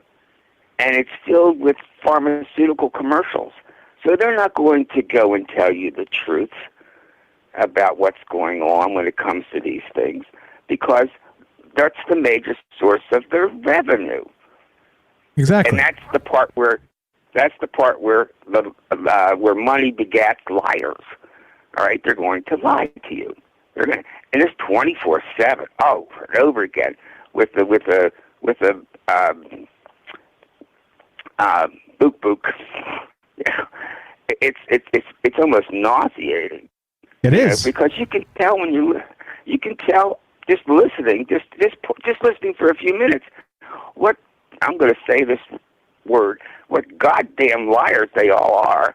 They don't care. Like you said, they're making millions of dollars to do this. I've seen honest reporters, like Rachel Maddow used to be one of my heroes. Used to be. Then she went to work for NBC, MSNBC. Chris Hayes is another one. Incredibly respected, honest reporter. Went to work for MSNBC, $6 million salaries, and turned into nothing but goddamn liars. All right, telling they automatically guess, like we guess when you're doing your show, and you find yourself self-censoring because you don't want YouTube to give you a strike. Well, they do the same thing. They know what their corporate masters are thinking. You know and they know what they can say and what they can't say, and so they're always checking themselves as they're going along. All right, that's and like the was it Jennifer or was it Daryl that said, how could they sleep at night, knowing what they're doing is positively traitorous to the country they were born in. Yeah, and to humanity itself. To humanity itself, they're destroying humanity. Yeah, you're right, dude. Absolutely, to humanity itself. Yeah, and that's it's not going to end until we end it. Now that's why they're going after you guys. All right, you can put a video. They can put a video up. Let's say of the January 6th thing, and YouTube is not going to say anything about it because it's CNN. That it's on it's Time Magazine, whatever. But if you put that same video up, you're going to get a strike. Yeah. Or you might just get a week off. Yeah. All right. Exactly. Because they are so scared of you guys. Believe me, those networks, those cable news shows have lost a tremendous amount of ratings, and they've seen the growth in what you guys are doing. All right, and they're scared of you because just like the cable companies are scared now because so many of us stream our content. We don't use cable anymore. All right, they're afraid that you guys are going to take over. Exactly. And they're going to die out. So exactly. They're trying to use their political friends to strangle you guys before you have a chance to grow any bigger. Exactly. Robert. And Robert, I sent an email. Robert, we're out of time. Can you hang on? Okay. We'll go right back to you. I'm going to put you on hold. I'll come right back to you, okay? I want to tell you one more thing. Okay. Hang on. I'll be right back to you. This is Troubled Minds. I'm Michael Strange. We're here with Robert. We're going to get back to him in just a sec. If you're listening on Fringe FM, stay tuned for Joe Roop Lighting the Void. If you're listening anywhere else, stay tuned for a third hour of Troubled Minds. Be sure, be strong, be true. Thank you for listening. From our Troubled Minds to yours, have a great night.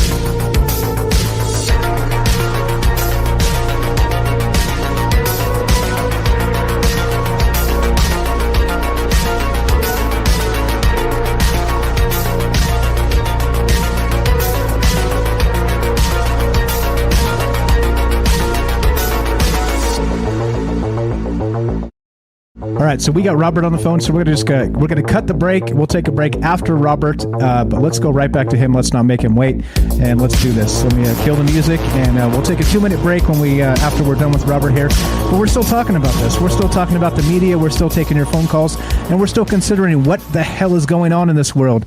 Thank you for waiting, Robert. You're back on Troubled Minds. Go right ahead, sir. So I sent an email, probably a couple of years ago, to Mark Zuckerberg. I actually did, all right? Pleading with him because I got shut down for 30 days for something I did. So I sent an email to him. Don't you realize what they're doing? I said to this Mark Zuckerberg in the email, Facebook has become the nation's newspaper. Seriously. It's, people go on that almost the first thing every morning to check out their news feed. And you are competing with the Washington Post. You're competing with New York Times. You're competing with the networks. They're the ones who want to own the news. And you are a threat to them. And so they're going to come after you, and they're going to continue to whittle. They'll say, well, you have to do something about this. And then when you do, then they're going to take another inch and another inch until they basically smother what you created. All right? I don't know whether you ever read that email or not, but that's what's going on. All right? It's like, I guess, when radio was the big thing, and then television came in, and, of course, radio laughed. All right? Nobody's ever going to want to watch something on a screen or whatever, and then they tried to attack television. All right, that's what's going on. I have seen this. I watch most of my news online. I watch Jimmy Dore. I basically go on Rockfin. All right, because most of the people that used to be on that were on Facebook and YouTube are no longer there. They've been tossed. All right, and but the truth is, what they were telling, and they got shut down. They lost a ton of money. They lost their whole livelihoods, and I thank God that this guy that used to do sports bars, that type of guy, created this Rockfin. It's completely uncensored. All right, and if I'm sure a lot of the people in the chat who ever pay attention to these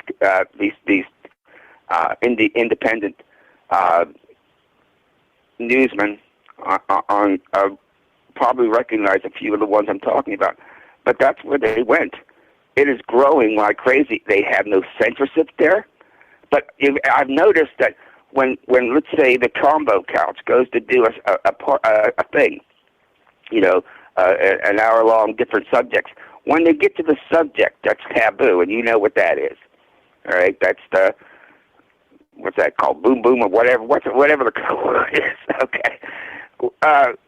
They shut off from Facebook and just move it straight to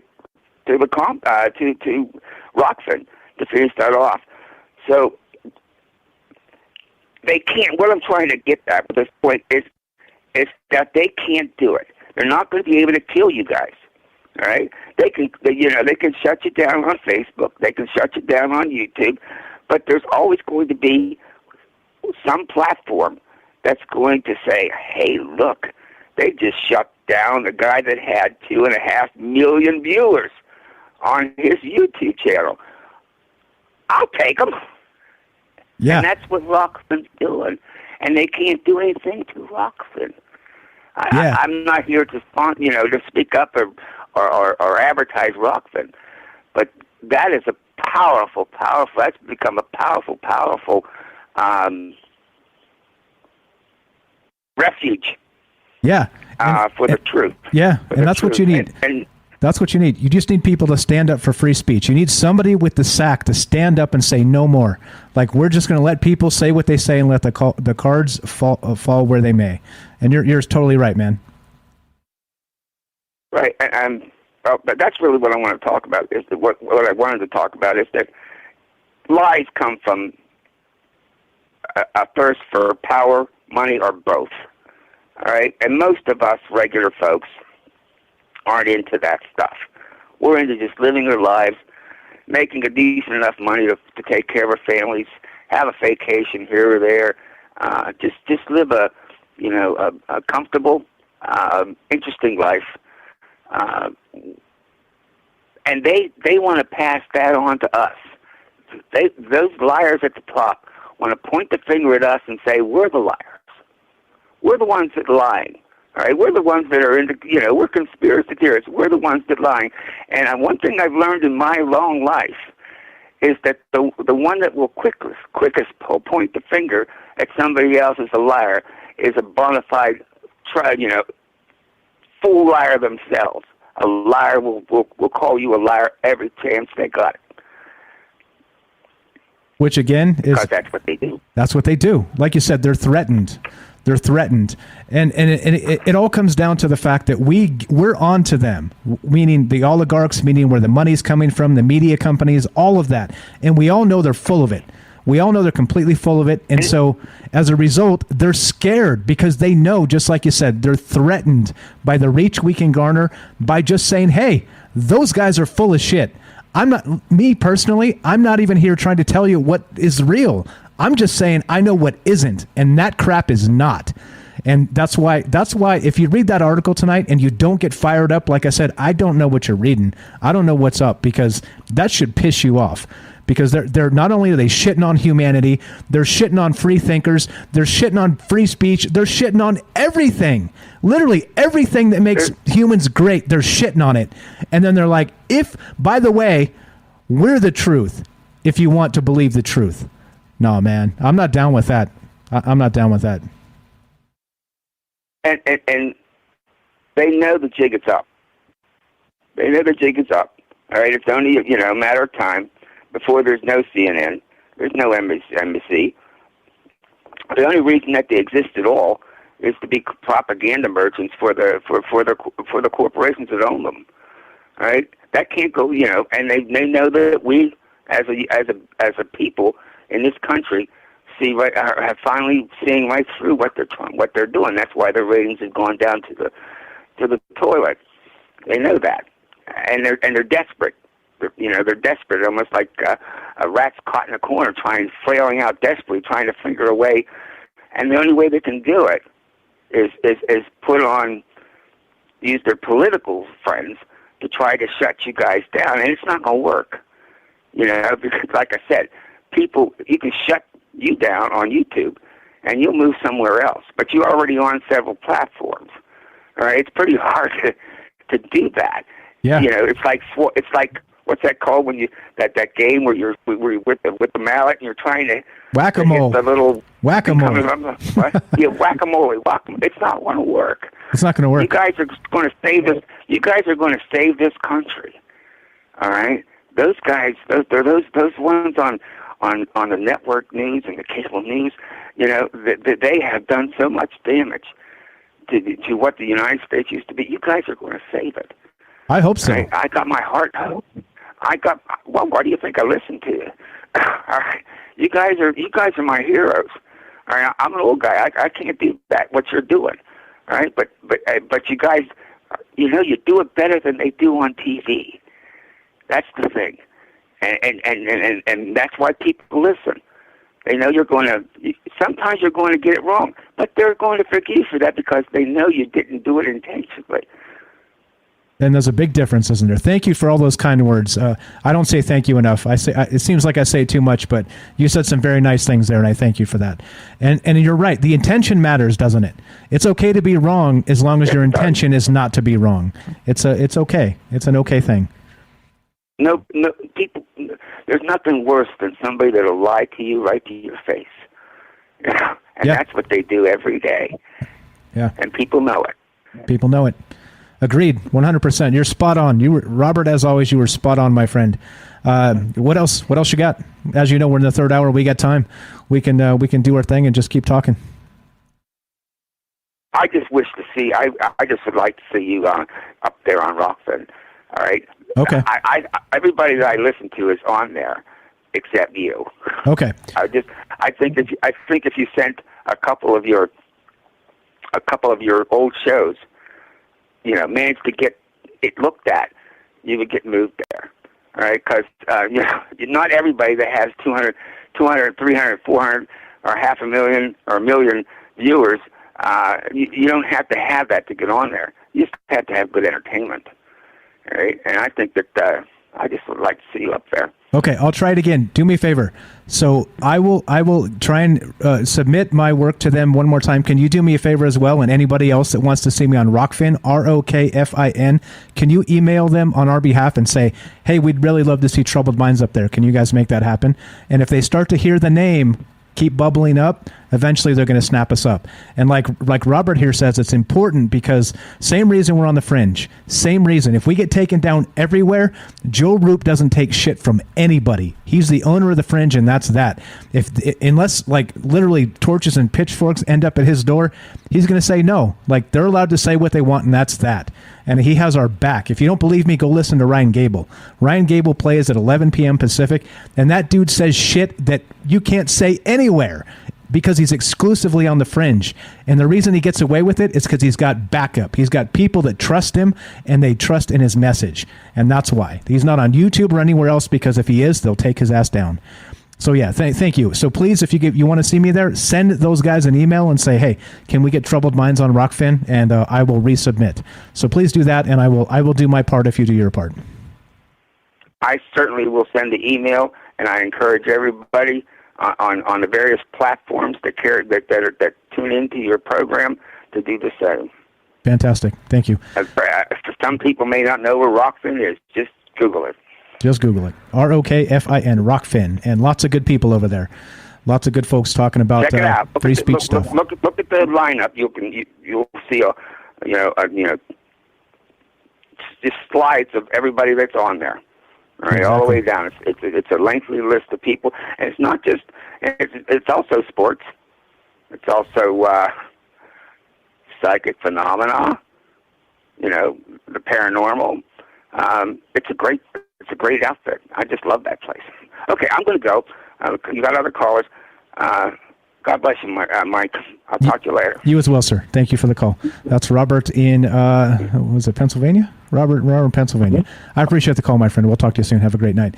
There you go. We're still talking about this stuff again. This article, like I said, everything, this is the epitome of what I always say. We live in the upside down. This is the epitome of that, right? This crappy article from Salon. I'm going to put it full screen. We're going to take a break because we skipped a break when Robert jumped in. We're going to take just a 2-minute break, and we're going to come back. We're still talking about this, though, and we're still taking your phone calls. Look, if you haven't read this article, just go cruise through it. It'll take you 5 minutes, 10 minutes tops, and you'll see what I'm talking about here. This is not where we are headed. But this is where they want us to believe we are headed. Human beings are not this, right? They can be this, but we are not this as an evolutionary defense mechanism. This is not where we belong. All right? So there we go. Still taking your phone calls. We're going to do our 2-minute break just because I got to step away and do the dog stuff. And, she's over here being very good. And I'm going to take her out real fast. So 2-minute break, and we're going to be right back with more Troubled Minds. So don't go anywhere. Thanks again, Robert, for the call. We're still taking your phone calls. So I'm putting up the article right here. And there it is. Daryl says Rockfin rocks. There's the article. 2-minute break. We're going to be right back. More Troubled Minds in just one moment. Let's play some of this, and we'll go here. 2 minutes. Be right back. Don't go anywhere.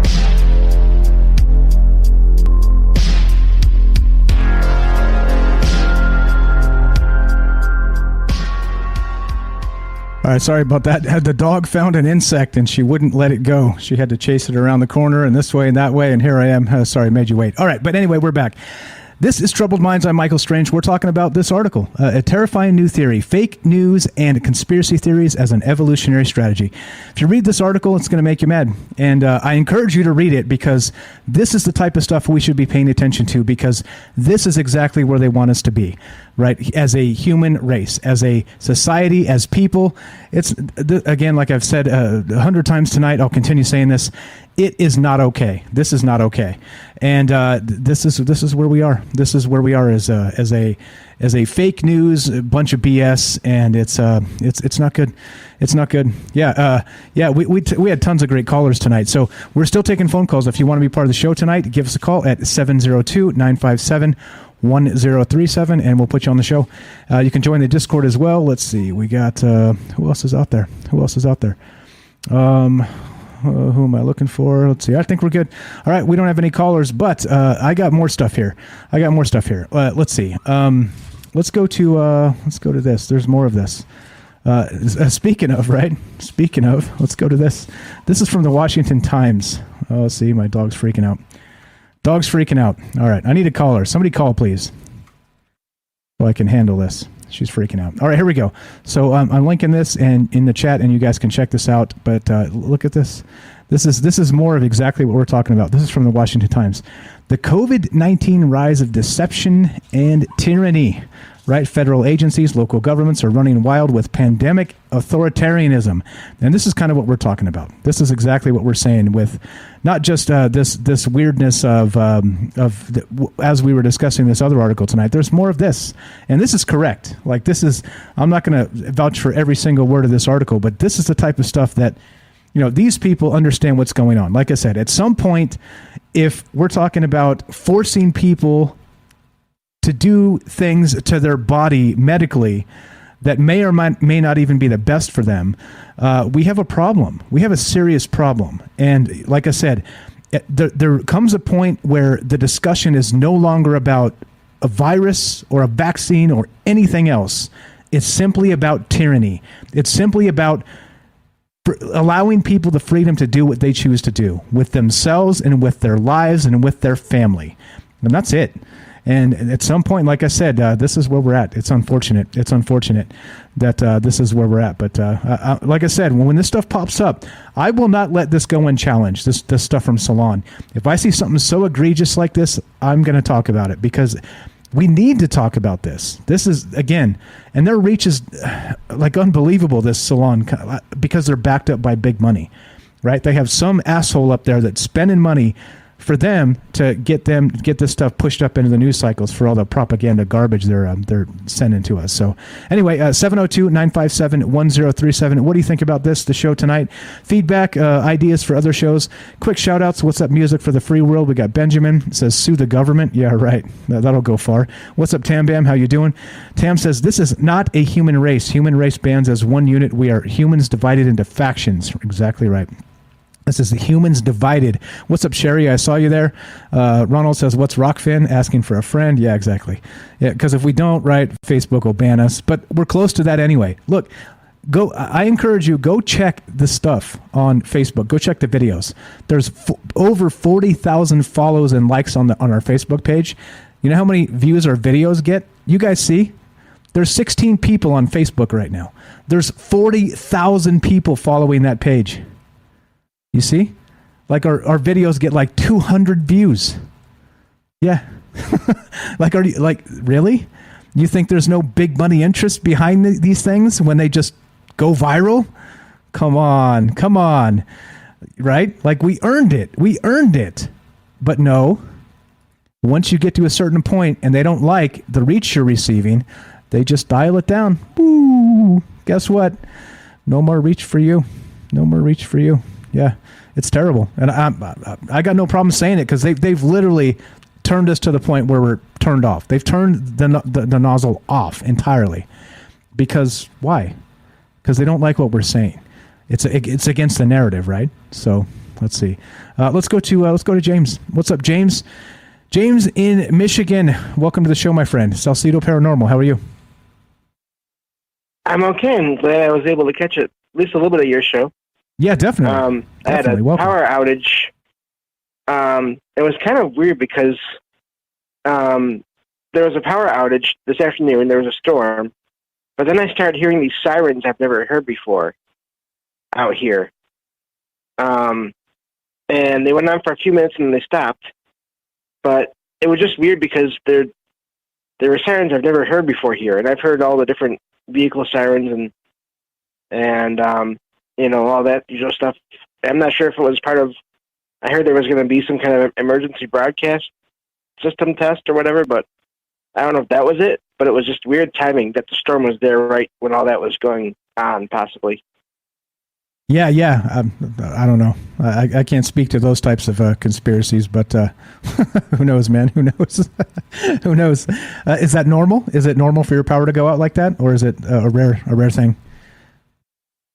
It's becoming more common during storms and stuff, which is also not so great. But even with that, like I said, usually there's not like sirens like what I was hearing today. So I don't know. But I just thought that was an odd little point. But yeah, I was without power for about 6 hours, and that's kind of why I missed like most of your show. That's okay. You're allowed. You're allowed to be human. It's okay. Human things happen to all of us, my friend. So that's what I was talking about tonight, actually. It's okay. It's all good. Oh, yeah. Yeah, it's all good. So what do you think then about... go ahead. I was just calling because I heard you asking for calls, but yeah, I don't know. I've never really, like, once I got to be an adult and started just listening to news, outlets anywhere, it just seemed like they were always just playing off against each other, and that was all they were ever doing, and just trying to sell narratives and just get people afraid, and I just never liked it. I never liked any of that or the political system, because it seemed like it was the same thing with them. So I believe that, I'm not surprised by whatever they're doing now, because I think they've been doing it for a while, and now it's just they're trying to do that more. They're trying to get people more divided and afraid, and I think that's just increasing, which is sad. Yeah, it's unfortunate. It's where we're at, and like I said, if you don't talk about it often, because they're 24/7, man, they're dumping this stuff in our brains 24 hours a day. And so I bring it up from time to time, once a week, every other week. I continue to talk about this because it's important to kick the message back, to give a counter message to what's actually happening out there, and just point out what they're doing and how they're lying and how they're tricking us and what the strategy is. It's obvious if you pay attention, but so many people don't have time to pay attention. And I understand, right? It's part of being human. Just like I said, it's part of the human condition that we have to, we have to work, we have to take care of ourselves, we have a family to take care of, all these things. I get it. But that's what they count on. They understand that's part of the game, and that's why they're dumping it on our brains 24/7, because they know we're going to catch a headline here or there. If they keep dumping the same message, eventually the same message is going to get stuck in all of our heads. And guess what we turn into then? Yeah, we may as well be the Walking Dead, right? Pretty much. Yeah. Yeah, it's a shame. But, even I've just noticed with the major news outlets in general, like, you hear people say, I trust this network completely, no matter what. And I hear that for, like, opposing networks or whatever. And it's like, how can you do that? Like, what? Don't you want to look into things more and hear, like, different sides of things? I don't know. That doesn't make sense to me. Yeah, so I'm going to push back on you and say, don't trust us either. I'm going to just say that. Because trusting anybody or anything implicitly is a bad way to go, right? If I go completely off the rails and turn into a lying propagandist, I fully expect you to disown me. You promise me you'll do that? I guess I can do that. I can promise that. Although I didn't know I owned you. That's interesting. Well, it's not quite like that, but you know what I mean. No, I was just thinking, like, didn't know we were that close, but hey, we're that close. But yeah, no. It's just it's scary what the media, and I think the part of the reason why they went to that 24-hour cycle wasn't just because of the ability to do so. I think it was for that reason, to just always be pumping out what they want you to hear and think. Exactly. And that's why it's important to bring it up from time to time. And I'm going to keep doing it. I'm not going to give up. This is one of those things that it is important. It is important. And you hear Robert said, hey, Robert considers me one of the people that's out there actually trying to save the world. And I'm honored by that notion. And I take it seriously. And I think this is the type of stuff that we need to come together and talk about. And we're doing it. Nothing's going to stop us. We're doing it. I appreciate it. So we still on for tomorrow night? Am I right? For the paranormal Thursday night with James Salcedo of Salcedo Paranormal? Yep, sounds good. I'm looking forward to doing that, and I'm sure we'll talk more on Discord tomorrow and get all that worked out. So that sounds like a fun night. Okay, perfect. I'll send you a few links of what I'm thinking. We already had a quick discussion the other night, so you already know what's on my mind, but I'll send you exactly some specifics, and we can just go from there. If you want to bring some stories or whatever, or I know you already did a podcast in particular on it, which actually what inspired me, by the way, because I was listening to your podcast, and I was like, there's some really gold shit in here. So we're going to do it. We're going to do it as well, because there's a lot to talk about with that. But yeah, okay, so I'll send you some links on Discord tonight or tomorrow, and then we'll get together and we'll hook this up at 7 tomorrow. Fantastic. Yep, sounds good. I appreciate it, my friend.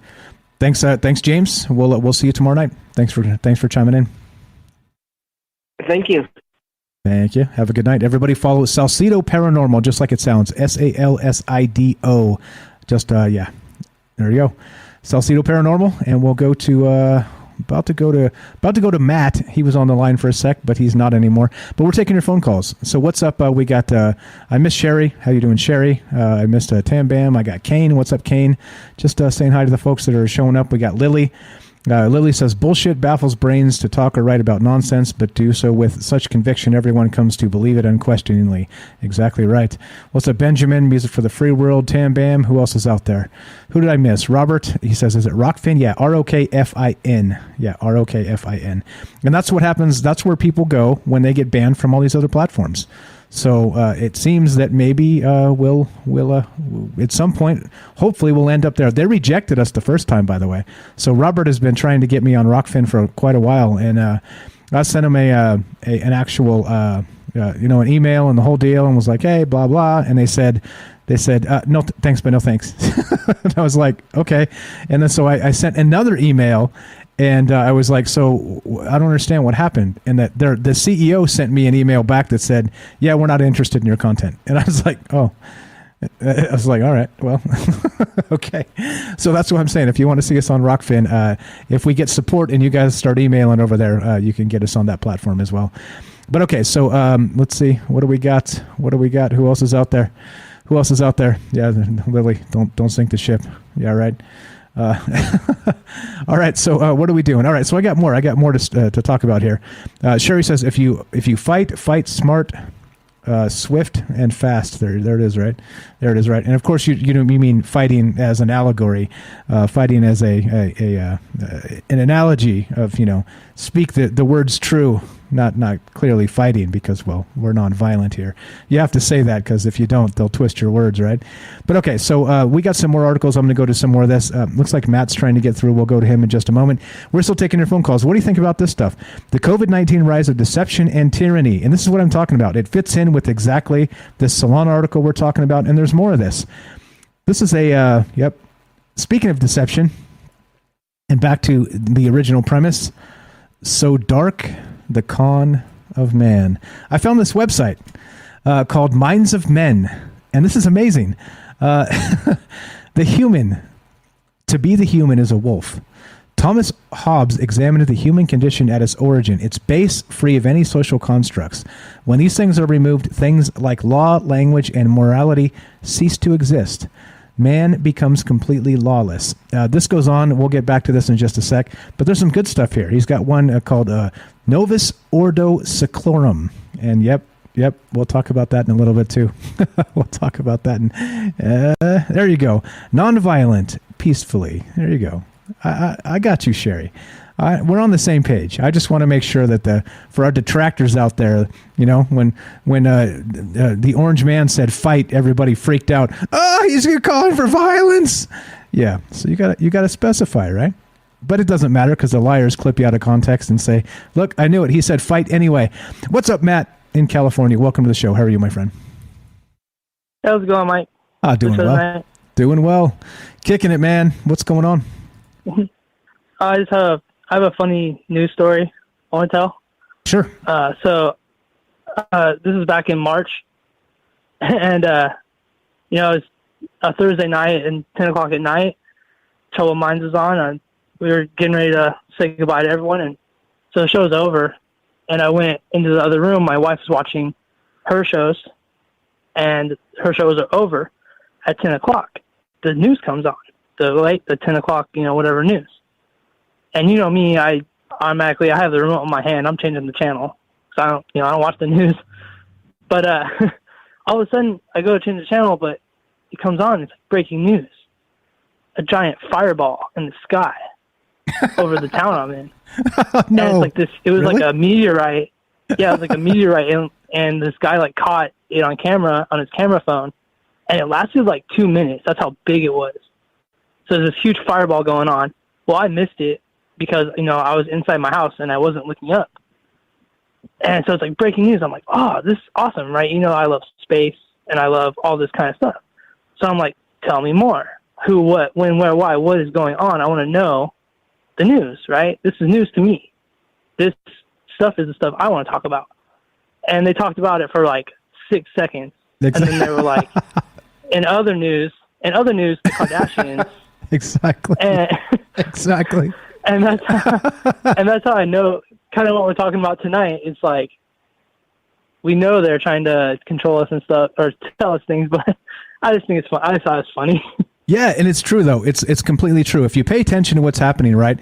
Like they do stuff like that so they can say, one, if it's got clickbait value, they'll go after it. If it doesn't, but they want to say they reported it, they'll jam it in just before a commercial, something like that, and give it like 6 seconds, right? Like we do on the radio. Like we run out of time. There's nothing I could do. Bottom, top of the hour, I have to cut people off. There's hard breaks, right?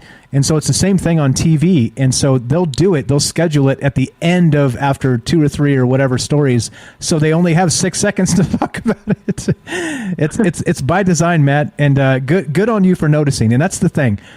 We got to pay attention, right? Not just the things they say, how much time they give to it. That's probably more telling right there. And you're like, oh, finally something on the news that's interesting. Breaking news. Tell me more. They're like, and more after the break. And it's a different story. Yep. Yeah. Yep. Yep. I just, for me, I never watch the news. It's just not on in my house. That's just the way I am. Yeah, no, and that's okay. That's okay. I don't think any less of you for it. It's probably the best thing, to be perfectly honest, because watching the news is it's bad. It's one of those things that clearly can get you confused about the world, right? And that's their game. Yeah. So one of the easiest ways is just turn that shit off. Yeah, another thing too is like the people that's talking about a story or something. I'm like, oh, where'd you hear that? Fox News? Like, no, I don't listen to Fox News. That's fake. Exactly. I always get my news from a trusted source, like CNN. Like CNN. And then it's like, did you just hear what you said? Did you hear yourself? Exactly. Robert's got a bit here. He says, send your emails of support for troubled minds to be accepted by Rockfin to support@rockfin.com.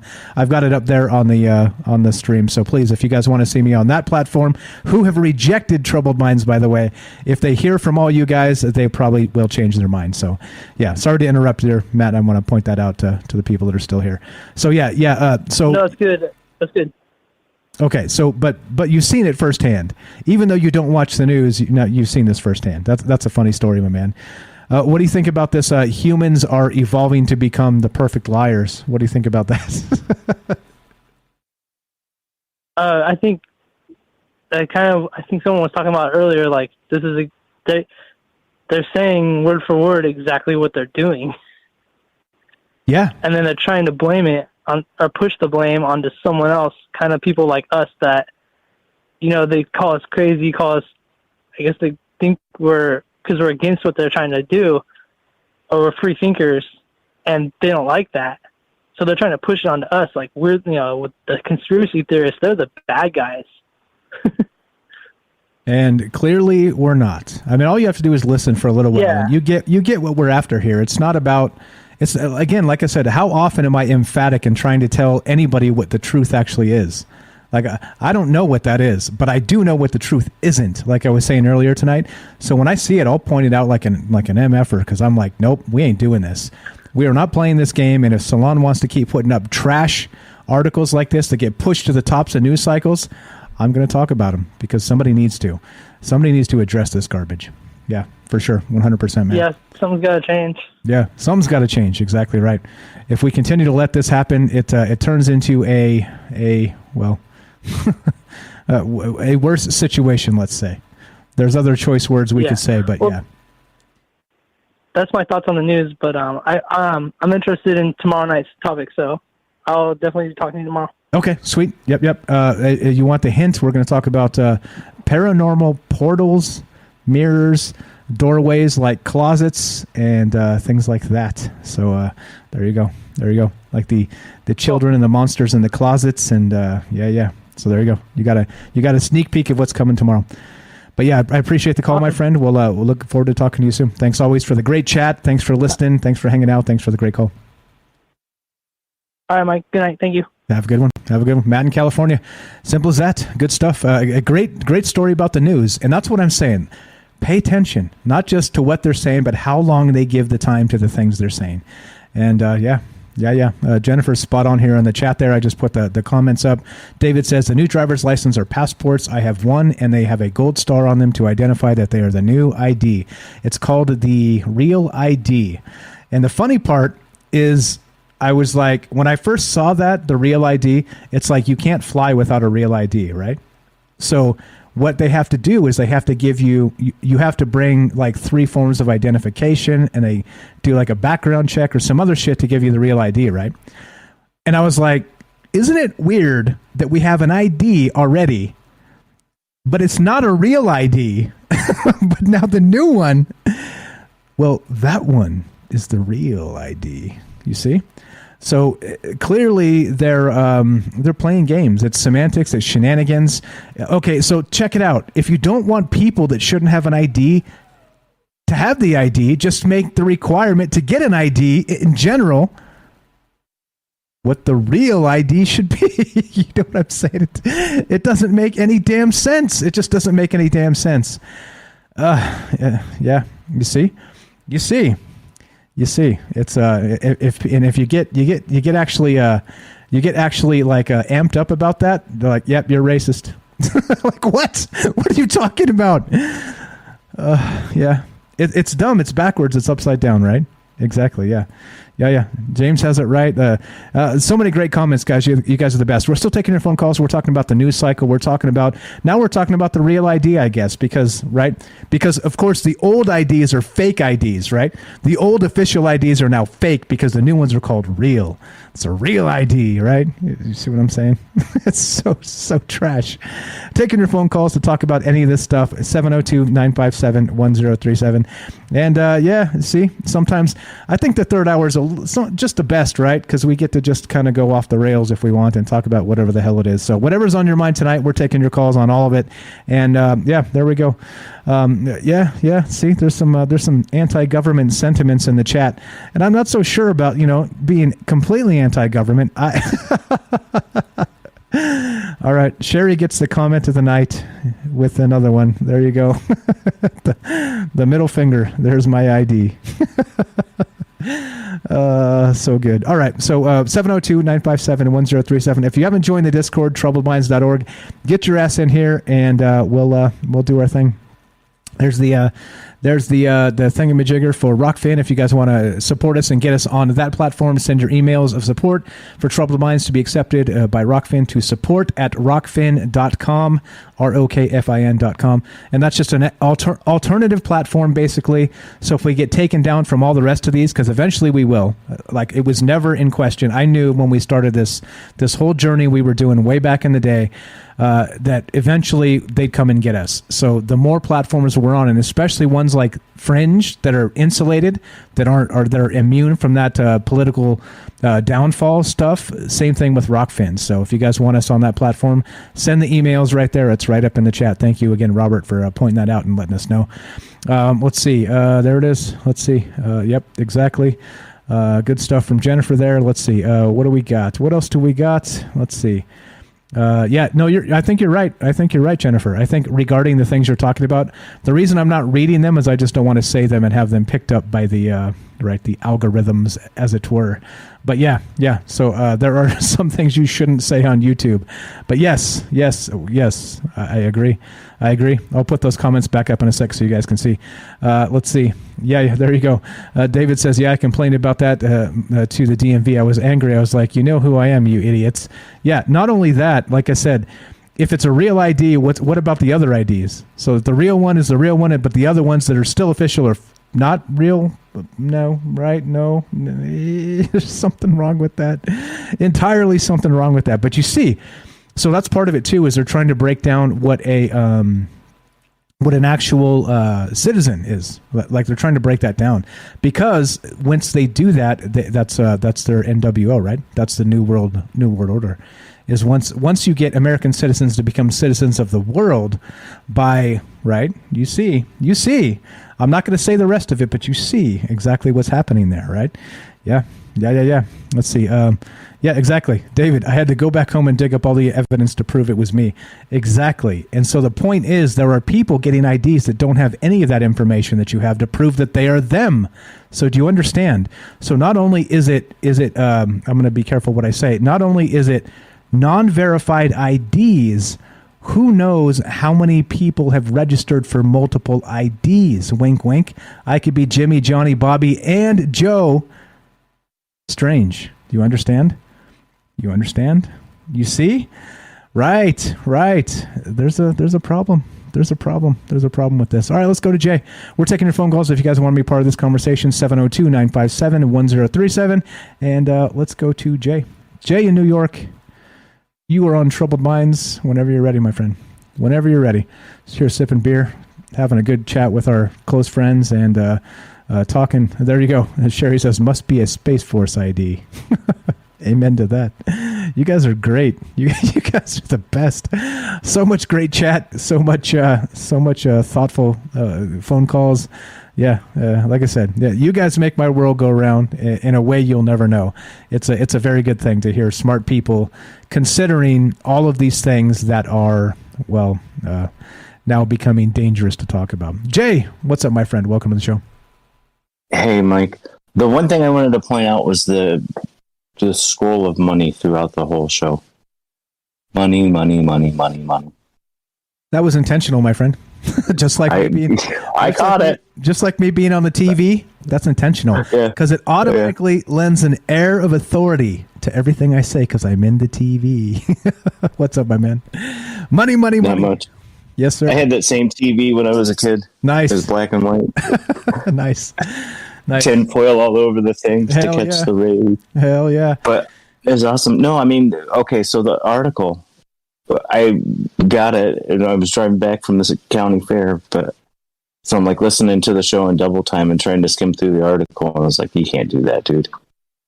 Your brain doesn't go that fast. But no. You can't read an article and listen to a YouTube show in double time at the same time to catch up. But anyway, that was I understand why he came out with the fire and brimstone. I really do, because it's basically like everybody else was saying, we're just telling you outright we're doing it. I mean, some of the, little things that you see on Rumble, the 30-second videos and stuff like that. And it's like, well, did that guy really just say that? Or did someone go through the time to actually CGI a video of him saying that? Either way, it's pretty scary, But I don't know. It does make me mad, that the real ID in New York, it's a crazy bitch to get. You have to prove, you have to have a utility bill. You have to have, basically, the deed to your house, birth certificate, all kinds of crazy stuff. I have one in my wallet. Your picture is an RFD chip that is superimposed, like it's a hologram. Mm-hmm. Your picture is the physical picture that's in your thing. There's a hologram picture in a little corner on the side of it that looks like you with a RFD chip in it. And I told you that story about the Boy Scout camp where one of my kids did the stupid thing and wove his hand in the 3 circles one way and the 3 circles the other. I'm lost. I got in a lot of trouble for that. But, it's just an RFD chip on a, Boy Scout camp. Granted, it was powered by AT&T, but... Of course. It really was. That place had the best Wi-Fi I had ever been in my entire life. I mean, there was not one square inch of that place that you could walk to and not have full-blown watching, streaming live, whatever, Wi-Fi. The kids were like, wow, this is great. The Pokemon game just came out when we went there. So they were running around playing with the Wi-Fi. But I really think that, all these little things, the real ID, the New York down in the city there, you want to start testing. I can't remember. France, I think it was, they were actually going and the police were going around and scanning people's IDs. Yeah, well, and then we have the not only that, so we have the real ID, which is to fly, and then we have, which they extended it, by the way. It was supposed to be 2020, I think. They extended it to 2022 to actually the deadline where you have to get it if you're going to fly or something like that. But then also now we have like New York and Chicago and some other places that are doing literal like vaccine passport IDs. Like you can't sit down and get served at a damn restaurant unless you got one of those, right? Is that going on where you live, Jay? It doesn't go on here yet because we're way upstate. We're probably 4 hours away from the city.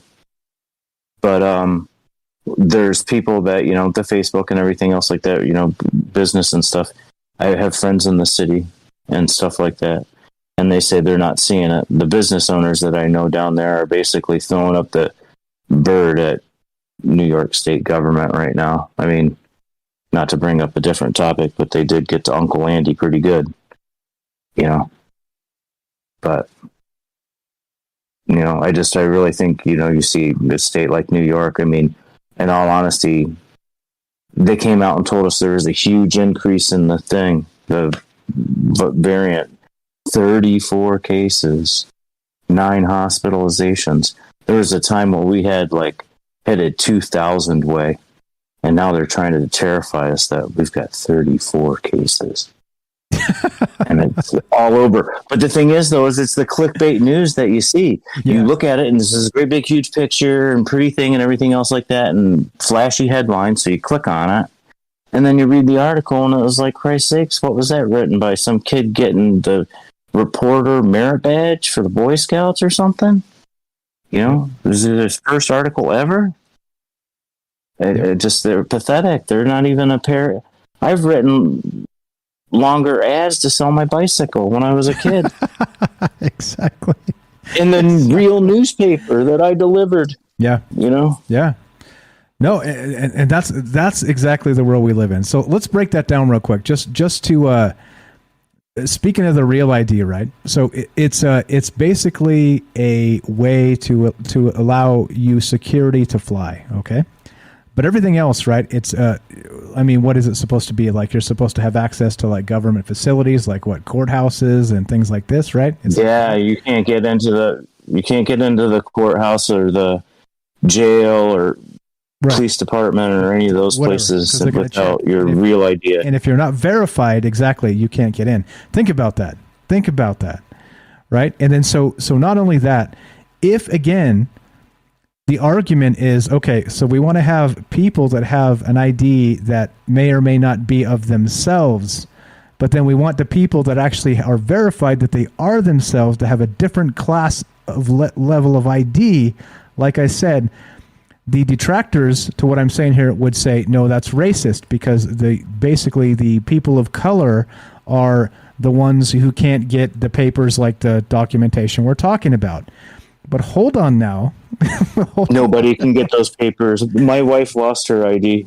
Oh, well, just recently, we had to drive to a county over to some little like podunky nobody town. You know, 5,000. We actually went to their county fair today, but it's like an hour away. We drove an hour away.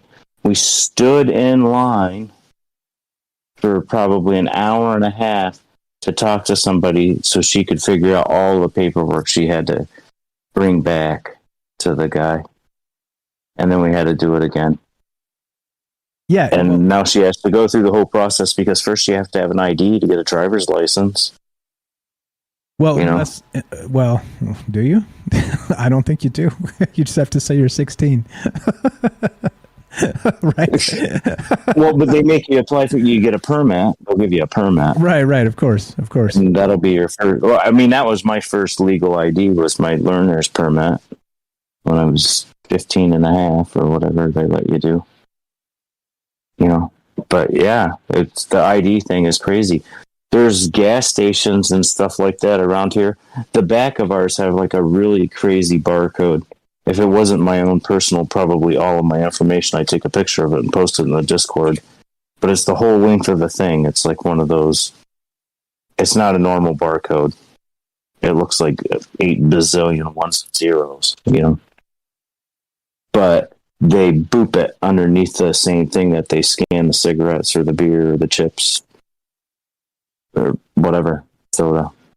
If you want to buy beer or cigarettes, you have to boop your ID or the computer won't allow the sale, whether you're 18 or 70. It was the gas station right here in the middle of the hood. They did that to help combat underage sales and stuff. But yeah, a buddy of mine who was really the guy that I talked to when we first started calling him, possibly succumbed to our present demise. I used to have to go and buy beer for him. He was my father's age. He's the same age as my dad because he couldn't get an ID because he was from California. And how the hell is he going to get this? I want you to send me a copy of my birth certificate to California. And the place that he lived was called the Clinton Hotel. It was over an old pre-prohibition bar. And they had rooming houses up top. And he lived up there. And they're like, we can't send you a birth certificate to a hotel. And he goes, it's my apartment. It's where I live. And they're like, it's a hotel. We can't do it. Of course. Well, can you send it to my buddy's house? No, because he's not you. Yeah, this is what I mean, right? This is the whole thing. It's really stupid. The whole thing's dumb, and I just don't. Well, I know what they're getting at, but the argument against. Think of it this way. This is my point. So bringing up that real ID thing. So like you're describing, there are a ton of stupid hoops you have to jump through that people with all the correct documents, or they should have them, may not have them. So it becomes more of a pain in the ass for people that do have those documents or should have access to them. They lost them. Go get a real birth certificate, guys. You got to go back to your original hospital you were born at and all kinds of shit, right? You got to contact them. It's a huge pain. The county clerk, for anybody who doesn't know and struggling with it, you have to call the county clerk and you want to talk to the records department. There you go. And they'll tell you got to send them $10 and blah blah blah. Yeah, this, that, the other, and the not your county where you live, the county where you were born, right? Yes, right. Yes, exactly. So again, it's a big stupid jump through a bunch of hoops. But this is my whole point. So the government loves just giving shit away, right? But like that's like their biggest thing ever. But they're like, look, it's racist, right? If you try and make people of color get a real ID because they don't have access to those documents in many cases. Okay, fine. Why don't you send them money to get access to? You know what I mean? Send them a whatever. Like literally, the government is just like dying to send out aid for whatever reason, right? So just send out aid, right? Doesn't that fix it? Well, here's the thing: is if you've got people that need an ID or something like that, there should be a government office. Hey, look. I need my real ID. I was born here. I lived here. I went to school there. There's got to be you guys have a computer, you know? Although I know a lot of people that work for county government and stuff like that and social services and the like, and their computer systems were worse than the Apple IIe I had, you know? They're working with a Commodore 64 with a reel-to-reel cassette player off to the side, basically, you know? Yeah, their computers suck. Yeah, but it's silly. Like the whole arguments again. Like I said, you have to twist yourself in a knot to buy the political argument for or against things. It's like, no, wait. What if we don't twist ourselves in the knot? Good night, Lily. Thanks for hanging out with us. If you don't twist yourself in a knot, well, why can't we just do the most obvious and simple thing? Why don't we just do that? Why can't we do that? No, we're not. Nope. Sorry. We're tangled in knots for 45 years here that we're not going to do that. That makes you a racist bastard. What's up, Xavier? Didn't shout you out. What's up, MJ? Thanks for being here. Who else is here? That I didn't say hi to? David. What's up, guys? Yeah. That's where we're at. This is where we're at. I mean, Sherry, what's up on Facebook says, my dad warned me of all this like 40 years ago. Exactly. Benjamin says they can wipe our money out with a financial ID. Yep.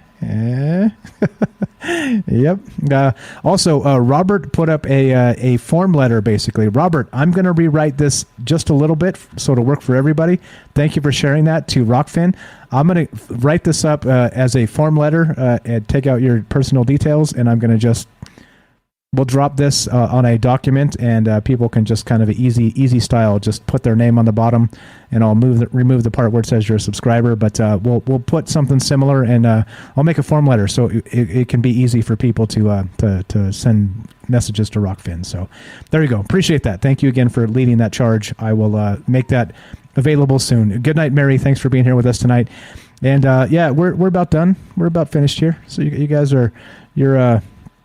you're about right on time. You're about right on time. It's all good. So let's see. MJ says your driver's license is your ID. Oh, that's funny. It's funny you say that because it isn't anymore. It isn't anymore. Oh, geez. All right. Let's. Yeah. I assume. Let's see. I assume you've got a I do, and David just posted something that you put up on the screen that makes it really odd. Yeah? Because I thought about it. I was listening to the show in the car when the kids were... I thought I could listen to the show in the car on the way home from the fair, but that didn't work out as planned. But I was listening to it for a couple of minutes. I thought, this one comes to me. This one is actually out of a book from the library. It's called An Obligation, and it's... I, Jay from Binghamton, do hereby promise as my honor as a scout that I will always and faithfully observe and preserve the traditions of the Order of the Arrow. When Mockton Dinkwinkel Lessig went to Hemingway, I will always regard the ties of brotherhood and the Order of the Arrow as lasting, and I will seek to preserve a cheerful spirit even in the midst of irksome tasks, weighty responsibilities, and will endeavor, so far as in my power lies, to be unselfish in service and devotion to the welfare of others. That was a pop in. And I just thought it was really odd that David posted that, and that was on there when you were asking me on the screen. I was like, wow. That was the one I came up with when I was trying to think of something on the way home. And then David posted something about the Boy Scouts on the stream. I was like, wow, that's definitely the one for today. And when Mockton Dinkwinkel Lessig by what to Hemingway, by the way, means brotherhood, service, and cheerfulness, just in case people don't. Well, I'm sure they don't. No. I didn't know that. Fantastic stuff. But that's what they mean. Nice. Good night, Tam. What's up, Kane? Oh, good day. Good day from Australia. Kane says this, and this is probably what's going on. He says, Facebook changed my notification settings from all to some. Yeah? You telling me they're not playing dirty games? The hell they're not. I only get the live show. That's the only one I get. And it's right when the live show comes. And that's the only time I get it. That's the only notification I get from you.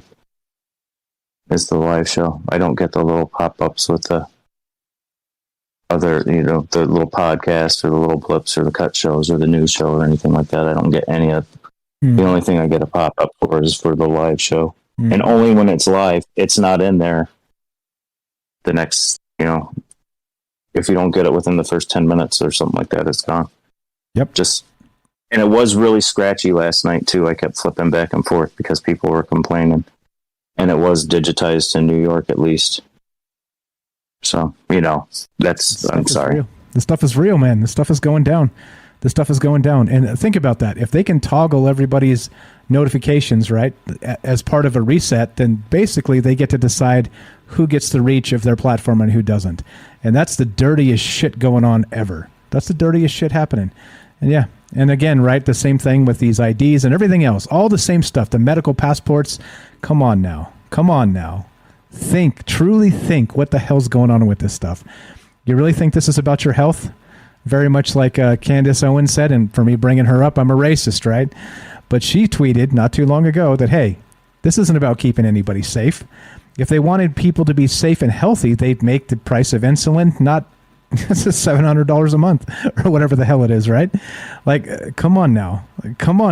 Like, this is all by design. It's unfortunate, but here we are. Again, the upside down, right? The more you look into shit, the more nothing makes sense. And, yeah. Narcon costs more, and it's free. Yeah. There you go. Right? Oh no, man. This is the world we live in, and none of it makes a damn lick of sense anymore. Imagine what it's going to be like in like 100 years from now. Like, holy shit! Like the knots we tie ourselves into just to make these stupid political arguments. It's bittersweet to know that I probably won't be here 100 years from now. I'd like to see how you just cursed yourself. You pointed the bone at yourself right there, Mike. 100 years? Oh man, did I? I don't think so. I know I'm not. I don't know. Okay, I don't know. Anyway, you're gonna get stuck doing it for 100 years, Mike. There you go. There you go. There it is. Robert says, I am never notified by Facebook or YouTube about Troubled Minds, though I asked to be. So I tune in because I know what time both Troubled Minds and Mike's other conspiracy show is on. See? So you literally have to do it manually. The old school way. It's unbelievable. It's unbelievable. Yeah. All right. So let's wrap this up. I'm gonna play some outro music. We're gonna finish this sucker. Tomorrow we got James Salcedo on the show from Salcedo Paranormal. Check out his podcast. We're gonna be talking about weird stuff, portals, mirrors, doorways, hallways, things like this, and the element silver. So there you go. There's a little teaser as we finish this sucker up. Jay, final thoughts, my friend. Great shit from you as always. I don't know. I'm looking forward to tomorrow's show about that portal thing. That's pretty cool stuff. Silver mirrors too. I've seen a couple of those. Nice. Looking forward to it. That's going to be great. Nice. I just appreciate the diversity, Mike, and letting our minds wander 100 million directions all at the same time. Amen, brother. I appreciate you listening, being part of it. And there you go. David says, I have no influence and I never have any problems with notification. There you go. You have to strip yourself back to have no followers to get notified. Yeah. Crazy. I don't have any friends or anything on that too. Maybe that's the thing. That might be a good point. Maybe that's it. They start stripping back the influencers that are following. Yeah. It's fine. It's okay. It's all good. This is Troubled Minds. I'm Michael Strange. We're here with Jay for the J-tro, the J outro. Jay from New York, thanks for hanging out with us. Thanks for listening. Everybody else, you guys are the best, as well as you, Jay. I don't disclude you from that, of course. I appreciate you listening. I know that we are one of those out there, right? Like speaking normal things that are considered conspiratorial. It's so bizarre, the world we live in, and the things we can and can't say. So thanks again for being part of this. Thanks for hanging out. Thanks for listening to the podcast. If you want to support the show, listen to the podcast feed. It's monetized. There'll be a couple commercials here or there, and for each commercial I get paid a few cents. So if you want to help the show, listen to the podcast feed, or you can support us on Patreon. I've got a little thingamajigger I can put at the Patreon. There it is. As we get the outro here, there's our Patreon. You can also support us on Twitch. Yeah, lots of ways you can support the show, or just keep coming back. Just spread the word. Just keep coming back, being part of this. Great chat, great calls. You guys are the best. Let's wrap this sucker up. It's time to howl. We'll be back tomorrow at 7 p.m. Pacific with James of Salcedo Paranormal, and we'll be talking some ghosty type stuff. If you're into that, well, that's what's going on tomorrow. So tune in, come say hi, come hang out with us, and let's wrap this. Let's wrap this. Time to howl. Let it rip. Shoot the breeze. There you go. You guys want to talk? Jump in the Shoot the Breeze. I'm here for another hour or so. I gotta make sure I put Ryan Gable's show on. I think. Do I have that duty tonight? I don't know. Anyway, if I don't, well, I'll be here for an hour or so anyway, because I have to do the thumbnails, the write-ups, I have to cut the podcast up. There's still more work. A couple hours prep, 3 hours showtime, couple hours after that. Hardest working man in show business. Thanks, guys, for hanging out. We'll see you tomorrow night at 7 p.m. for some paranormal talk. Be sure, be strong, be true. Thank you for listening. From our troubled minds to yours, have a great night.